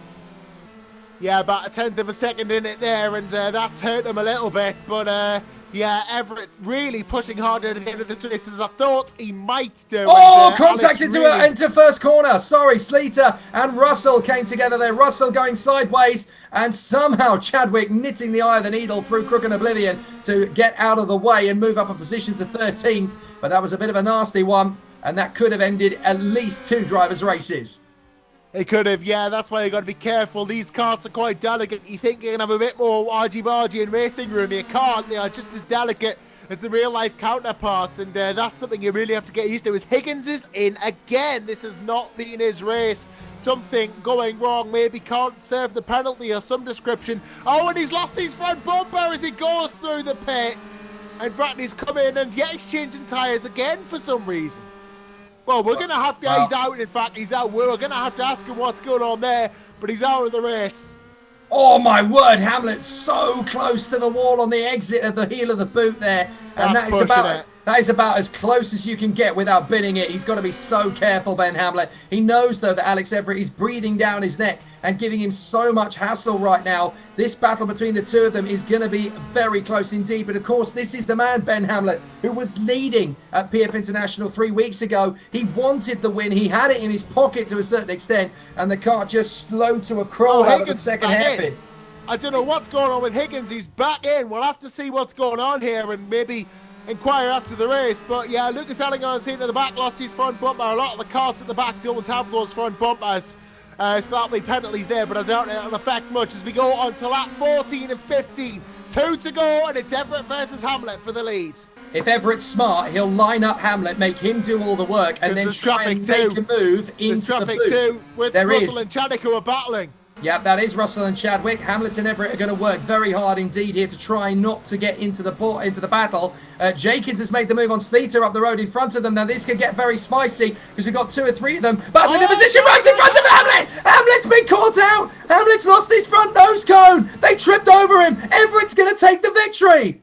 That is an absolute disaster for Ben Hamlet, who's just going to try and get ahead of Everett. I would hope he loses his. But Alex Everett, in a twist of fate, may just have sealed the victory of this race in the palm of his hand. They were coming through the traffic, weren't they, Jake? They were coming through the traffic, and then it was just Everett who got through, Hamlet who didn't. That is a disaster for Ben Hamlet. Alex Everett is going to possibly get this victory now through that, but we've got to wait and see. Well, if he loses his front bumper as well. The thing is, he's got problems in front of him as well. He's got to deal with the traffic as well. Look, Hamlet is not giving up. He is going to go for Everett regardless, because if he gets tripped up, he could get the victory off him anyway. This is a nightmare. Hamlet still wants to... He's pitched him into a spin! He's pitched Everett round! Hamlet is going to take the victory on the road. Williams is going to come through for second. Patterson is held up behind Everett. Hamlet crosses the line to win. So surely that is going to be Brandon Williams who picks up the victory. Yeah, it was just Hamlet was coming round. Hamlet was coming round one of the left-handers there, and yeah, he was coming round. He had to try and do something. Everett was watching out for Russell, and obviously not braking to the corner because he don't brake to the corner. He's already apologised to Alex Everett. That was clearly not intentional. Yeah, it just went round, but it hasn't changed the race results. Ben Hamlet has still not won, but there'll be words had there, even if it wasn't intentional. Well, it's going to mean that Williams is going to take the victory. Everett is going to be second. The world champion in karting, Dexter Patterson, is going to be third. Hamlet will drop to 4th position. Malcolm Smith is going to be... Well, no, he's not going to be 5th because George Wright is not going to get a penalty for dropping a nose cone. So Wright will be 5th. Then it will be Smith in 6th position. Lucas Gross will be in 7th place. Then it will be Lowther, Farmer... Walker will go ahead of Farmer because of the lack of penalty.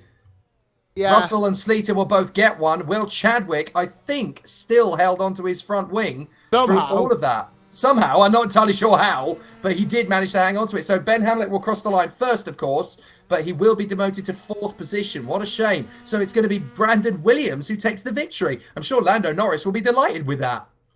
Yeah, I'm sure Ben Hamlet won't be delighted though. He came up to that traffic, he had it in his hand, and it just went disastrously wrong for him in the end. And it's a case of what could have been, really. Almost had it, but didn't quite get it in the end. And it was that traffic which cost him his nose cone and the win, unfortunately.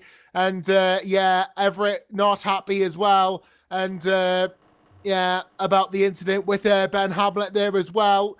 And yeah, Hamlet apologizing profusely as well. Brandon Williams with a win, obviously. And the unofficial results of the seniors, there we go. Ben Hamlet with a win from on the road at least. He will get that penalty for losing his cone, which means Brandon Williams, of course. I think George Wright may get fifth in the end there, but an interesting turn of events for sure. And Alan Tadei of TDI Media writing on the stream, sickener. That is the third time in a row, let's not forget, third time in a row that he has had the victory taken off him when he had a great opportunity to take the victory. As JM Virtual Tracks writes on the stream, traffic is tough. That is the toughest element of this championship, working the way through the traffic, because the cars are so fast, it is so narrow, the margin of error, and that's what's held Ben Hamlet at bay. He's had 3 opportunities now to take the win. That's so devastating. He's going to be docked at least to 4th if he's penalised for the Alex Everett contact on the last lap, which I guess to a certain degree he could well be, because he's actually impeded Alex Everett's position. Not intentionally, of course, but that is a problem. Now, James Lowther has corrected me. He said that Gross did have his nose on, so Gross is going to be allowed to keep his position if that's the case. But yeah, which means obviously, I think if Smith and Wright lost theirs, then Gross will go up to 5th, which will put him in the top 5. Well, I'm not sure if Wright did, but I know for a fact that I think that Wright managed to keep hold of his, but Smith definitely lost his. So a really interesting battle. And again, a very thrilling and exciting night as Jeff Fournier, Grand Prix winner for the GPVWC Super League back in Australia, is watching along on the sim as well. We've had over 100 people watching tonight at various points of the night, but it's been very, very exciting stuff here from Whilton Mill. And now, of course, the full thing happens this weekend at Whilton Mill, Josh, and it's going to be just as exciting as that, if not even more so. Yeah, except this time you won't have me to try and keep up with you. So, yeah, good luck with that. So what's going to happen now, folks, is that the British eSports Championship here at Whilton Mill for the second round of the championship is now going to shut its doors, ready for the third round of the championship, which is in 3 Wednesdays' time for Lark Hall in Scotland. So the West Scotland Kart Club will host the third round of the championship. In terms of proper British Super 1, well, that goes on to Whilton Mill this weekend. A lot of the people will be there from tomorrow testing, but of course the official test day is Friday, and as so too is evening qualifying session as well. And then of course we have the Saturday and Sunday races, which are being filmed in each of the finals of the classes for TDI Media, which will go out on the YouTube channel, and will be myself and Alan Tadei on the commentary for that as always. And then of course at the actual event, well, you'll hear the voice of Karting Magazine, and of course the voice of the European Karting Championships as well, and the World Championships most recently, Chris McCarthy, who was out at Sarno for the CIK FIA Europeans. And just to give you the kind of quality of people you'll be in hands with, well, at the weekend, he managed to get a very nice interview with and speak to Felipe Massa and Nico Rosberg, who are 2 drivers who seem to have done quite well for themselves. Yeah, so, just a bit. Just a bit. Well, thank you very much indeed, Josh Anderson. It's been absolutely fantastic once again, and we'll do it all again in a few weeks' time for round 3. Yeah, looking forward to it. So that is it, all done and dusted for the second round of the British eSports Championships from cadets and juniors. If you're interested, head to the website kart-sim.co.uk. And of course, you can get yourself on the grid for the third round of the championship. You've got 3 weeks to do it, but with 2 drop scores, you still have a chance to compete in the championship and try and beat these guys at their game. From myself, from Josh Anderson, Jake Stanson here, signing out. A huge thank you as well to the guys from simracing.club, particularly Jimmy Allison for running race control. Huge thank you to Tony Irfan and everybody behind the scenes as well. Thank you very much indeed for watching. We'll be back in 3 weeks' time at Lark Hall.